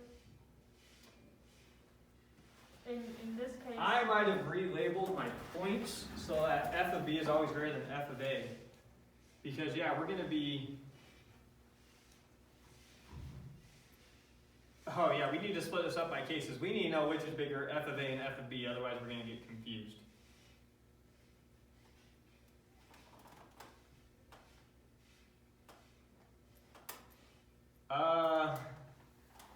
Can we do that? And it's not given? Let me think for a second. If f is, no, we don't need that to be given. I think f of b is bigger. But I'm gonna make a mess if we don't know that f of b is greater than f of a. Because I think that's gonna dictate how we define the sequence. I think we're gonna do it one way in one case and another way in the other case. Isn't b always bigger than a? We do need to make that decision. Okay, I'm sure we need to make that decision. So this proof would have two ways of doing it. We need to handle both cases. We need to handle when f of a is greater than f of b and when f of a is less than f of b. So, assume in this case, let that continuous comma and assume f of a is less than or equal to f of b. Okay, so now in our picture, however we draw our picture to help us keep it clear, we need a to start at a point lower than b. And now it doesn't matter how we fill in between. So it can be something... With your interval, with the way you define your interval, that's already stated. I didn't have a greater than b. You had a less than b. Where? You defined it in your interval. I know that a is less than b, I didn't know that f of a is less than f of b. The value. So whatever my function looks like, whatever it does in the middle, f of a needs to be less than f of b. In what? Okay. Don't you know that? In the other case, you would just flip around how you define these intervals and do the proof the exact same. So you'll see, I think. So here's C, here's M, our midpoint. Okay, M at our midpoint is, in this case, it is greater than C, right? So we're going to use this half.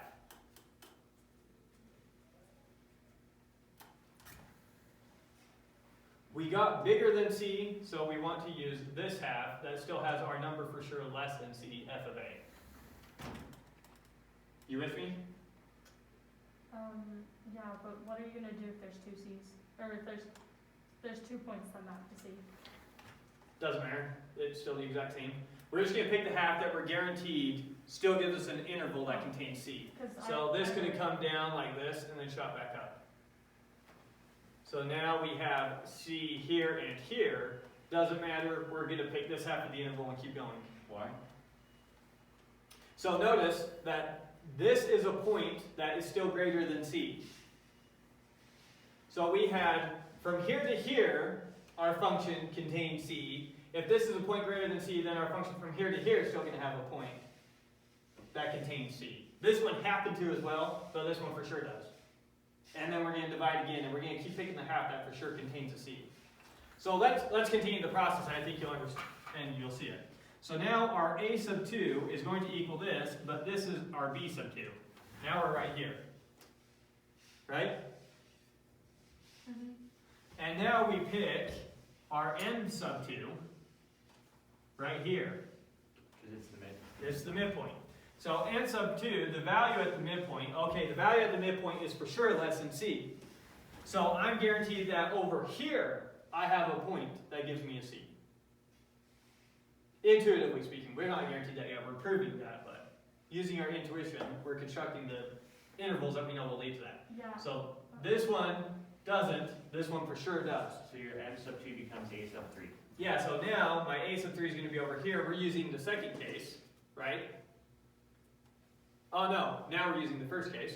So my a moves to my midpoint, and my b stays the same. And we repeat. M sub 3 is the midpoint of that interval. M sub 3 that is less than or equal to c. So we're using this case, right? Yeah. So now we're going to say, this is my a sub 4, and this is my b sub 4. And we're going to keep repeating that over and over again, creating intervals. Basically going to get infinitely close to c. I'm zeroing in on the domain whose image is c. That contains a point whose image is c. That's what I'm doing. Which is x naught, right? Yeah, so c, notice that there were multiple. In this case, we're zeroing in on this point, which gives us c x naught. Our interval is always going to contain that point. What do you do about the other side? Doesn't matter. We just need to find a point that gives us a c. You don't need to find both of them? No, we just need to show that there is a point that gives us c. That's all we're trying to say.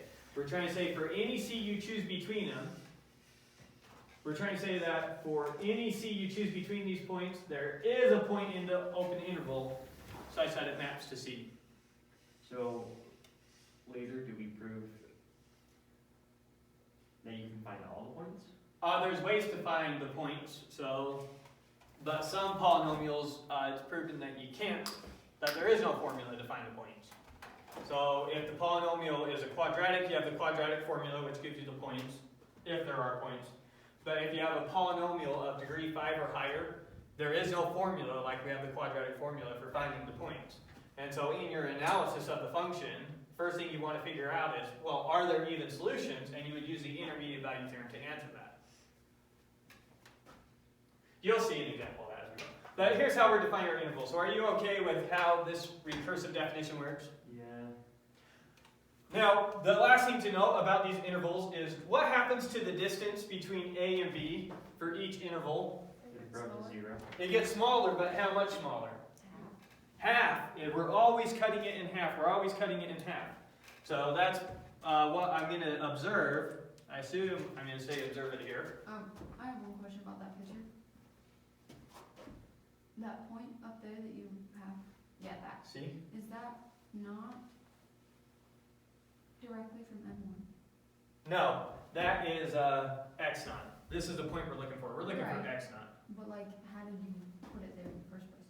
I just picked a random C over here, drew a line, and came over here and found a point that was at height, even though that point's not. Yeah, okay, that's what I was wondering. Because you said that it was greater than C, so I was just wondering. Oops. Do you want it to be equal to C? Yeah, it's supposed to be C. Okay. So That makes C, draw a better picture, get rid of that point. That's probably M. Maybe I did intend that to be M1. M1 could be somewhere right there. Okay, yeah, that's supposed to be my C. And x naught is supposed to be the point that leads to that C.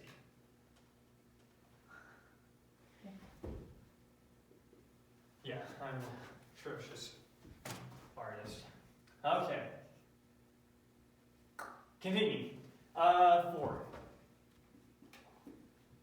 We'll let you look at the picture for one more step, since it's so pretty. Observe.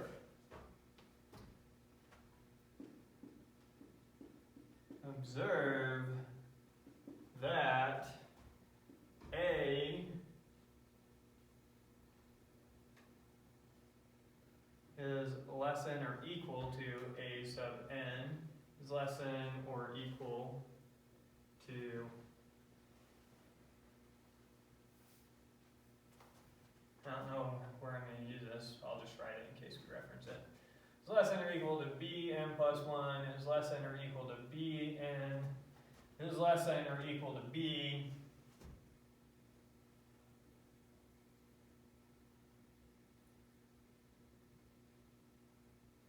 That's your definition of And I'm not sure what I'm doing with that yet. I might be using all this to somehow justify that we're dividing the interval in half each time. And bn plus 1 minus an plus 1 is equal to half of the previous one.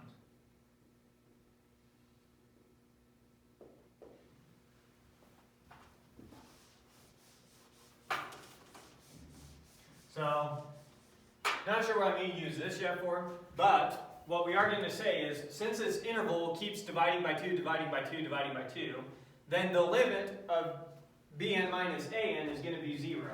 So we're going to establish this part using the fact that the interval is always divided in half. So I know that, I can see that so far, but not sure how I'm going to use this yet.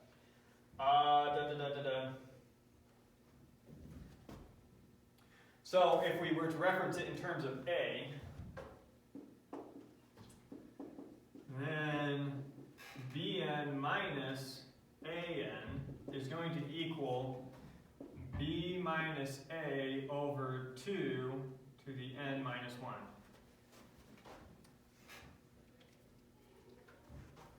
We started with B minus A, that's our distance. And now for every n past 1 that we do, we divide it by 2. Right? So for example, how long should what should Bn, or B sub 3 minus A sub 3 equal? How many times would we have divided in half? We started out with A1 to B1. We divided it in half once, and we divide it in half again. So it should be a fourth of B minus A, right? You see what I'm saying? Because every time we divide the interval in half. You remember that every time we divide the interval in half, right? It would be 2, wouldn't it? So, Look, if n is 3, n minus 1 is 2 to the 2, so this would be B minus A over 4. 2. Okay, that makes more sense. Okay, because we divided it in half twice, by the time we go into Right. B sub 3 minus A sub 3. So in general, this is our formula. Do you understand this formula is the general formula? We're always dividing by 2? Okay. Which is equal to, write this in a more explicit way, which is equal to B minus A times 1/2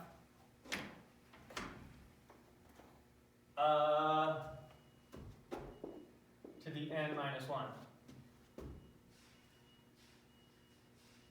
Right? A constant times a number less than 1 to the n. What's the limit of this? C. 0. 0. Right? So this gives us that the limit of Bn minus An is equal to 0. Huh? Is that because of the comparison limit? You could say it's because of the comparison limit, but I think we had a direct proof of it. We proved any number less than 1 to the n, its limit is 0. What's the limit of a constant times this? It's the limit of this times the limit of this. A constant times 0 is 0, so you don't get a comparison limit. Right? Everyone good with this line? Mm-hmm. Okay, so the limit's 0. So, here I was saying they're nested intervals, that's all I'm saying. Observe that we have nested intervals and that the limit goes to 0. Okay, so now I know that the limit of An is equal to the limit of Bn is equal to x is the point that's always in every interval. Just read this. We know we have an x that does that now. That's why we're specifying this. We're just specifying, look, they're nested intervals. I don't know why I put the A and the B here. I should have just left the A in and the B in. That's what matters.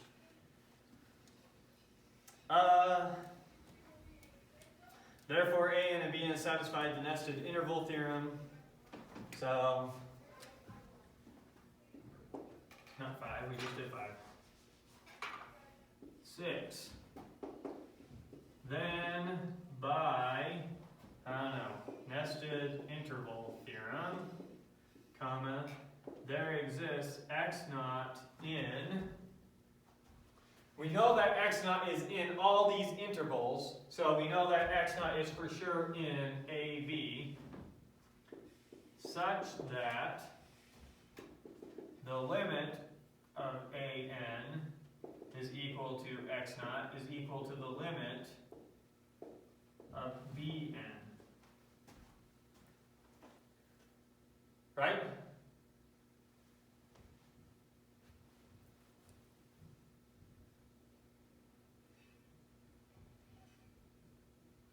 I'm lost. What part? Just by all of line 6? I think that I lost track. There's so many parts that are just kind of like, does that make sense? I might need a recap. Okay, I've forgotten. what are we ultimately trying to do? Let's keep track of that. Ultimately, I'm trying to find an x naught such that f of x naught is equal to c, where c is any number between f of a and f of b. That's ultimately what we're trying to do. Okay. So, big picture, how am I going to do that? I'm going to use, remember, I have to use the fact that this thing is continuous, so I need to find sequences that I know converge to x naught, and their image is going to give me c somehow. Okay. Okay? So to construct those sequences, I'm constructing two sequences, a n and b n, and I'm constructing them in such a way that I know that they converge to the same thing, and I'm going to know that their images converge to the same thing, and therefore it's the c. I'm going to know that c is in between what the images converge to, so it's going to give me the c. So I'm constructing the sequences that do that. The sequences that do that are the left and right points of my intervals. So we started constructing these intervals that divide by half every time. They were these nested intervals that are kind of zeroing in on x naught. Right? Okay. So we had a bunch of nested intervals, and we designed them such that their limit goes to 0. What does that have to do with sequences? You said you're trying to find two sequences. Our sequence is a n and b n. It's the left-hand side of all our intervals and the right-hand side of all our intervals. Those are our two sequences that we're going to be using.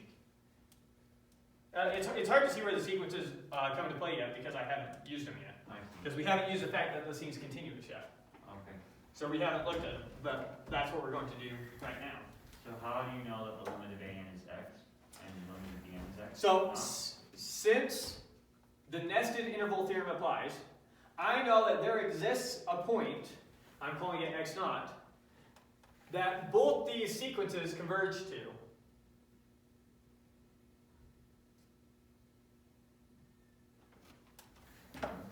Why?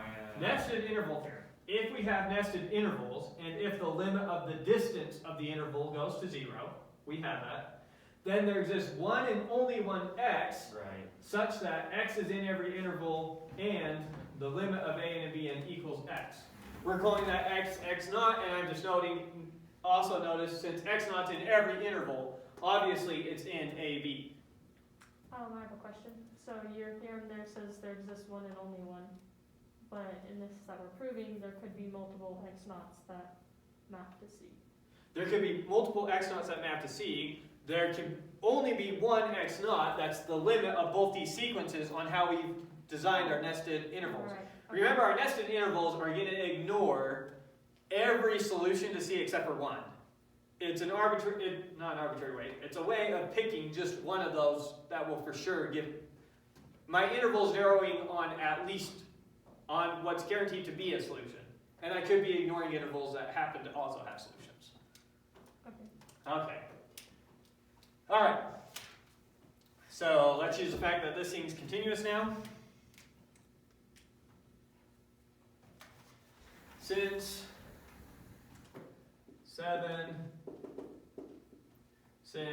f is continuous, then we know that the limit of f of an is equal to f of x naught, and we know that the limit of f of bn is equal to f of x naught, right? We have two sequences that converge to a point, therefore the sequence of the limit of the image of the sequence is equal to the image of the limit of the sequence. That's because of sequential compactness? No, that's just what it means to be continuous. Oh, yeah, that's right. I keep being mixed up for some reason. Okay. Now, let's see. Let me just write what I say here and then make sense of it next. 8. Since f of an is always less than or equal to c, then f of x naught is less than or equal to c. And since f of bn is always greater than or equal to c, then f of x naught is greater than or equal to c, which gives me that f of x naught is equal to c. Okay. We're saying, what's up? Is there anyone in here that would like to retake their position? No? Okay. So, Wait, I just came to intrude for a second and bring you my coffee because I owe him. You owe me? Yeah. all right. Why? Say it. Thanks. So let's see how we set this up to begin with. To begin with, we set it up so that f of a was less than or equal to f of b. So our first f of a is for sure less than or equal to c, right? We know that f of a1 is less than or equal to c, because c is a number between f of a and f of b. Right. Right? Now, f of a2 is either the same thing as f of a1 or it wasn't. The only time f of a2 wasn't the same thing as f of a1 is when it was the one we replaced.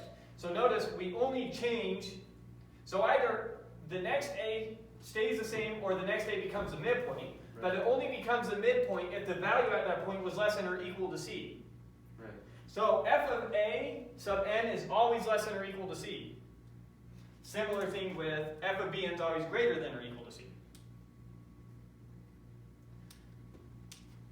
Doesn't that mean that f of bn is c? Uh-huh. So since f of an, notice that f of an is a monotonically increasing sequence bounded from above. So it's going to converge to its supremum. C is an upper bound for it. So its supremum is less than or equal to c. Similar thing with c has to be an infimum of this, or c is a lower bound of this. So c has to be less than or equal to the infimum of that. But if c is less than or equal to that, and c is greater than or equal to that, c is equal to it.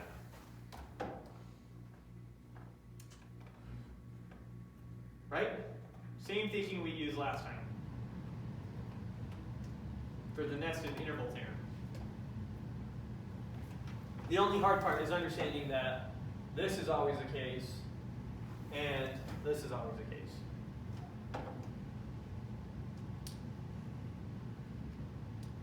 No? I think I understand it. Are you good with the fact that this is always the case? Because f of an is always less than c because c is the supremum of an. No. The supremum is this. F of a1 is less than or equal to c. Okay, what, sir? C is a point between f of a and f of b. By definition, that's just some point between them. Right. So f of a1 is for sure less than c, because c is between f of a and f of b.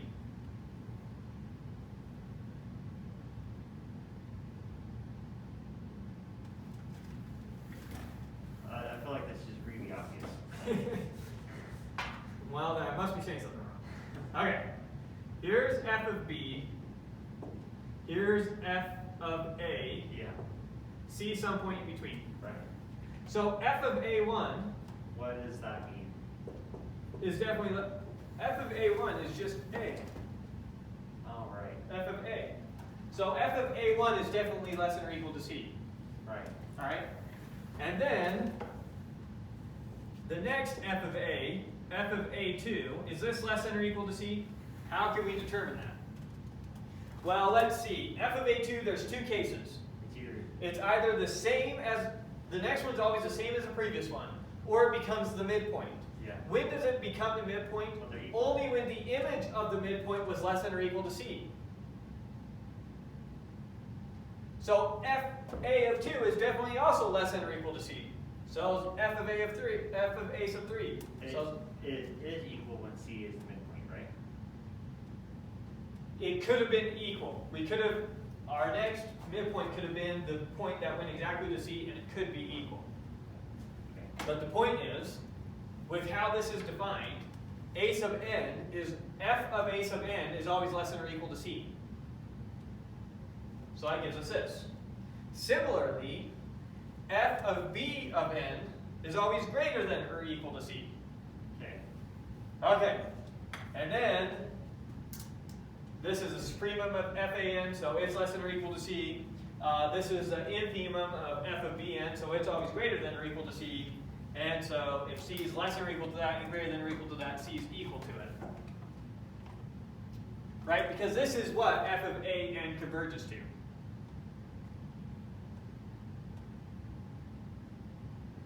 So since F of An is always less than or equal to C, what it converges to is always less than or equal to C.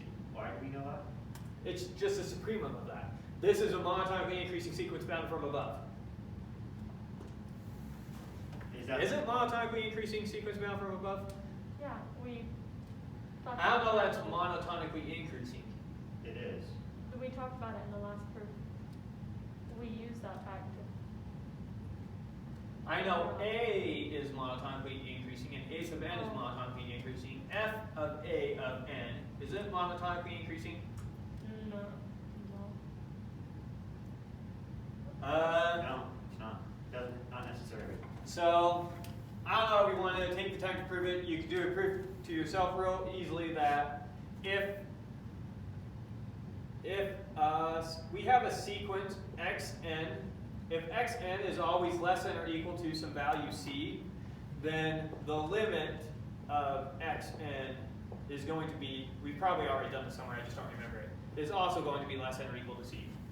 We can't have the whole sequence less than a value and then converge Something greater than that value. converge to something greater than. I think we did it for a special case like with 0 or something. Yeah. And it's something you use a lot. So if the sequence is always less than or equal to a value, then the limit of the sequence is also always less than or equal to the value. And then we can just use that idea for both these. But that's not as much what I'm worried about, is you understanding this piece and this piece. That's where the thinking happens. Think you got it? Whew. All right. You guys might have to do the last one on your own. Yeah. The last proof is actually just like almost a corollary of the intermediate value theorem. So this proof just says that the image of an interval is an interval. Intervals map to intervals. We just really showed that for every point in between 2 points, you can find a point that maps that point. So it's not that hard. I see. I think you can do it, or you can read the book. I mean, I know you guys think if you read that thing, it's going to kill you, but I won't. I mean, Have you read it? yeah. Liar. You've been reading it? I haven't been reading consistently, but I have read it. Oh, okay.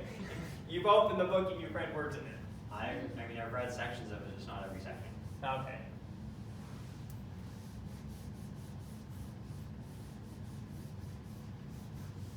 Yeah, you guys would have a much easier time. I know there's no point in me even telling you this, but if you would read the sections before class and come to class and have me go over the material, Yeah, it helps. it would blow your mind how smoothly it goes. When I started doing that for college, it just changed everything. And I fell in love with textbooks over the teachers. I realized these teachers suck at what they're doing. This textbook did a way better job.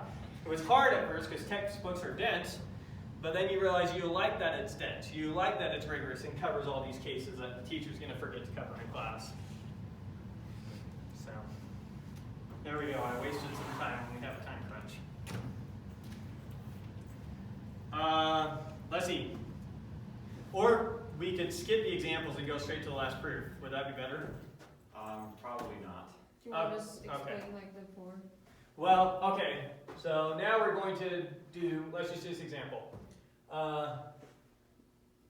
prove that for all c in the positive numbers, for every positive real number you can think of, there exists some x naught greater than 0.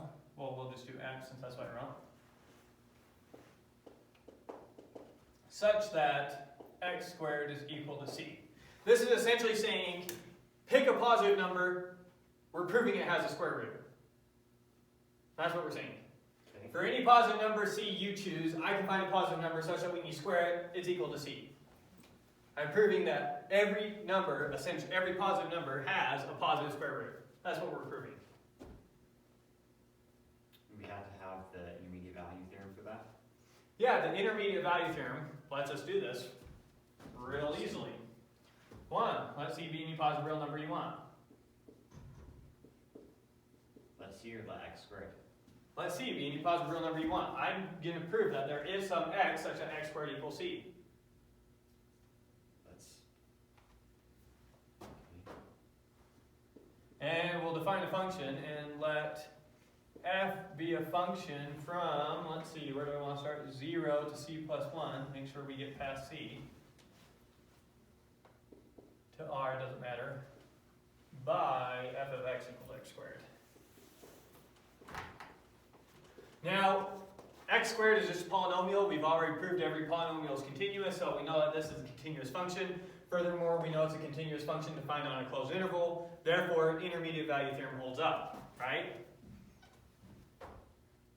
2.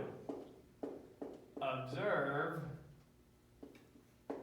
that f of 0 is equal to 0 is less than c, and f of c is equal to c squared plus 2c plus 1. Oops, f of c plus 1. Sorry. It's a period. Okay, we'll just come to the next line. And f of c plus 1 is equal to c squared plus 2c plus 1 is definitely greater than c, since c is a positive number. Right? So f of 0 is for sure less than c. F of c plus 1 is greater than c. Therefore,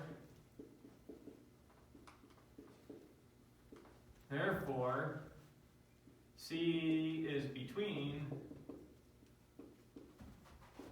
f of 0 and f of c plus 1.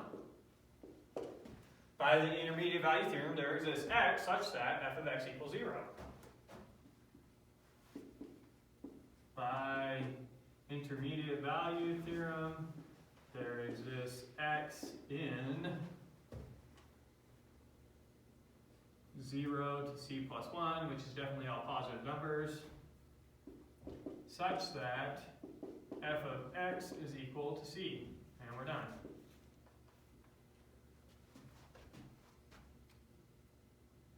Any questions about that?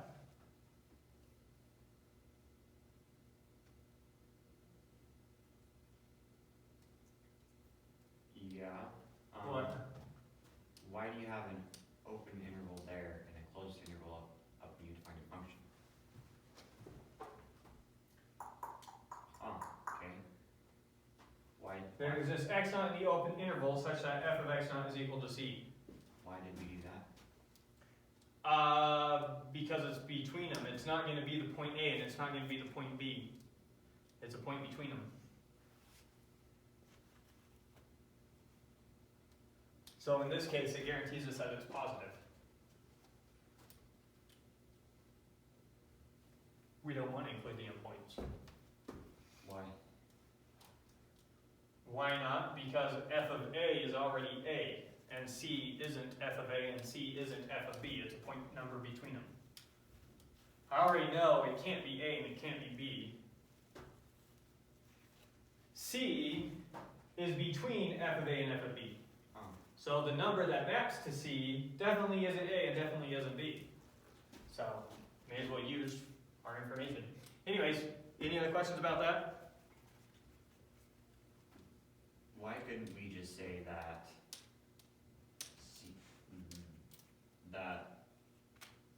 C is equal to So you're thinking, why can't we just find solutions and say, we Yeah. found this, okay, exactly. So this was just doing a nice easy case. Next case, so make a note, you know that for any binomial, or for any quadratic I give you, you can find its roots with the quadratic equation. You can just prove that algebraically. But it's shown that for any polynomial of 5th degree or higher, there's nothing like the quadratic equation to find solutions. So our next example is going to be dealing with a 5th degree polynomial. We haven't proved that, right? No, we did not That's prove gotta that. be it. We're not going to prove that. Yeah, that's beyond our pay grade. All right. Proof. X to the 5 plus x plus 1 equal to 0 has a solution. Now, there's no way for you to just come up with a formula to find the solutions to this thing. You can start guessing numbers if you want, but how do you know that even guessing numbers, you're going to be able to get a solution? There's no guarantee unless you happen to get lucky and find one. Can't you Well, we're use- going to prove that there's at least one to this. Can't you use polynomial division? And to factor it? You can't factor that. You might have been able to, but there are some polynomials that you could have happened to factor to find the roots. That is possible, but it's not a surefire way. Like, you typically factor if you can. If you can't, use the quadratic equation. Quadratic equation is a surefire way to find the solutions. Well, like in algebra, you can have a polynomial with a higher degree and you use synthetic division and you factor it. Because you can't use the You quadratic. can manipulate the equation to try and find solutions. You're not guaranteed. So you're given nice polynomials that happen to work out nicely with them. Right. But if you were to just go write out some random polynomial and then try to come up with its roots, chances are you couldn't. Right. Without resorting to guessing. So how do you find the solution to that? There's numeric analysis methods to get closer and closer with your approximations, but before you would do something like that, you first want to make sure it doesn't even have solutions. So you might have heard of Newton's method before. We'll get to that, I think, for finding a derivative and how you would do stuff like this. There are ways to approximate a solution, come up with a close solution. Anyways, okay, we already know that thing's continuous, and we already know that that thing is, well, we need to come up with a function f. Let's see, what's the interval that's going to for sure give me the solution? -2 to 0. So, let f be a function from -2 to 0, from that to r, by f of x is equal to x to the 5 plus x plus 1, 2, observe that f of -2 is equal to, what is that, -32 minus 2 plus 1 is equal to -33, is definitely less than 0. Observe that f of 0 is equal to 1 is greater than 0. Therefore 0 is between them. I think you can see from here. So, No? Let's finish it out. Sure. Then, f of 0 is less than 0 is less than f of -2 is less than 0 is less than f of 0. So 0 is between them. Mm-hmm. So by intermediate value theorem, there exists x naught in the open interval -2 to 0 such that f of x naught is equal to 0. So it does have a solution. Where is the solution? Some number between -2 and 0, but it has a solution. That's real specific. Huh? So that's real specific. Right. Right. Yeah, we just needed to come up with some interval that for sure got below the number we were looking for and above the number we were looking for. The number we were looking for in this case was 0. Okay. 11 minutes. Convex, let's do convex real quick. a subset D of R is said to be convex, provided that for any 2 points in D you choose, we also have all the points between those 2 points. So any interval is convex. It's just an interval. Convex is a topological property. In this class, a convex set is just an interval. What is it when it's not? Well, I guess could we understand it if you tried to explain what it is if it's not just an interval? Yeah, we need more topology for that. But, so for this class, a convex set is just an interval. That's all it is. You're going to do a proof in your homework, I think, that all convex sets are just intervals. So that's what you're going to prove. And then this proof. This proof is just using the fact that, maybe we can crank it out real quick.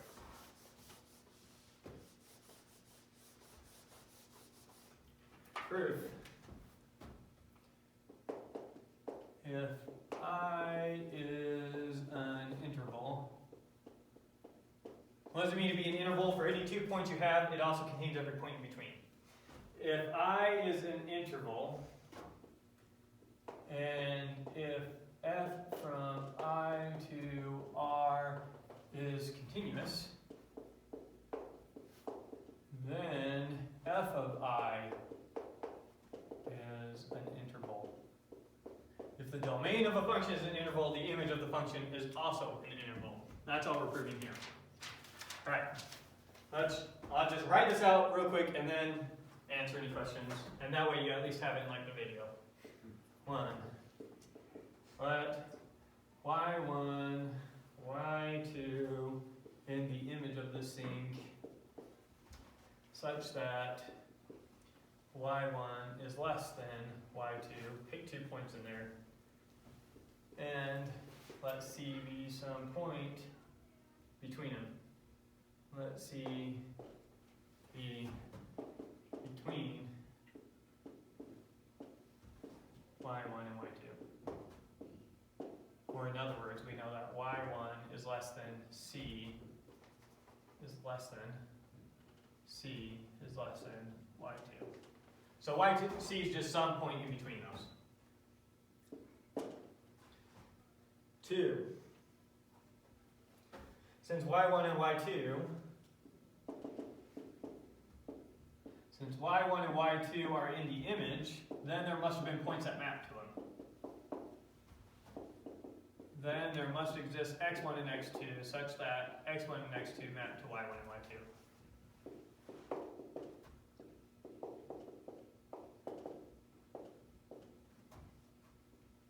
F of x2 equals y2.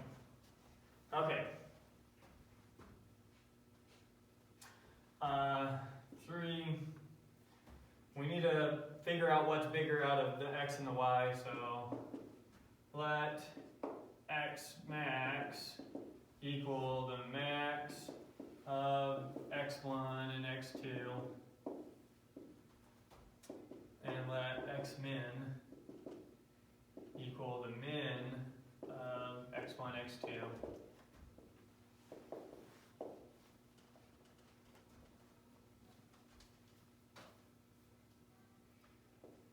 Just like we can talk about the interval x1 to x2, we just need to know which one of these comes first. So, 4. Then, f, a function from x min to x max to R is continuous, and so intermediate value theorem applies. Right? So then there exists, I don't know what to call it, x sub c. What do I call it? I just call it x naught. Then there exists x naught in the open interval x min, comma, x max, such that f of x naught is equal to c. 6. Therefore, c is in the image. Okay, so what do? We grab 2 points in the image, and what do we need to show if we want to show that the image is an interval? We need to show that for any point you pick in between, it's also in the image. Right? That's a big picture of how we show something's an interval. If I want to show some set's an interval, I need to say for any 2 points you pick in the interval, in the set, every point in between is also contained. That's what needs to be an interval, right? Okay. So what we're going to show is that for any point in between you pick, so here's y1, here's y2, we're going to show for any point C in between you pick, it's also in the image. In the image of y1 and y2? No, in the image of our function. So I know that this is in the image of my function, I know that this is in the image of my function, but maybe my function didn't contain any of these other points. Oh, okay. Right? Maybe the image contained all the points to the left of this and all the points to the right of this and just that. In that case, the image wouldn't have been an interval. We're going to prove that the image is an interval. Why does it need to be an interval? It means that for any 2 points you contain, you also contain every point in between them. That's what means to be an interval. So this is closer to the definition of continuity that we intuitively are comfortable with. Right, you're a lot more comfortable with a function is continuous. Well, we'll get to the epsilon delta criterion next week, which is what you would see in a typical calculus class, but let's not get sidetracked for a sec. So that's ultimately what we're trying to do. Here's 2 points that we know are in the image. We need to show that for any point C you choose in between, it's also in the image. With me? So we grab 2 points in the image and we let C be any point in between them. Okay. Since y1 and y2 are in the image, then there must have been x1 and x2 such that f of x1 equals y1 and f of x2 equals y2. Now we don't know what comes first out of x1 or x2. That's So because of the we have value theorem, right? 2 possible pictures here. Our function could have been something like, let's see, our function could have been something that's increasing as it goes. So here's y1, here's x1, here's y2, here's x2. Or it could have been something that's decreasing as it goes. Could have been something that's doing this. In this case, here's y1, here's x1, here's y2, and here's x2. Because we said y2 is greater than y1, right? But that doesn't mean necessarily that x2 is greater than x1. The picture could look like this, the picture could look like this. I want to talk about this interval. I don't really care how. So I'm just saying, whatever's smaller out of my x's, let's call that x min. Whatever's bigger out of my x's, let's call that x max. So that we can talk about this interval. I just need to talk about this interval. So we call the smaller of them x min, the bigger of them x max. Now we're talking about the function on this closed interval. So now we can talk about the function on this closed interval, and now we know this function is continuous. Defined on this closed interval, the intermediate value theorem holds. How do you know that's continuous? F is continuous. It's given. How? If the function's continuous, it's continuous when you define it on a smaller interval, right? So you're basically taking the domain and you're just shrinking it. Yeah, I just made the domain smaller. I know that the domain is an interval, right? Okay. That's given. So if x1 and x2 are in my domain, every point in between them is also in my domain. So this is all part of my domain. So the intermediate value theorem holds for this restricted part of my domain. So for any c in between y1 and y2 you choose, doesn't matter. I know that there's an x naught in that interval, such that f of x naught gives me that c. So for any c between y1 and y2 you choose, There's an extra. I can show that it's in the image. Therefore, every point between y1 and y2 is in the image. Therefore, the image is an interval. You follow all that? Yeah, mostly. All right. Mostly. Rewatch it. We run on camera. That's all I can do for you.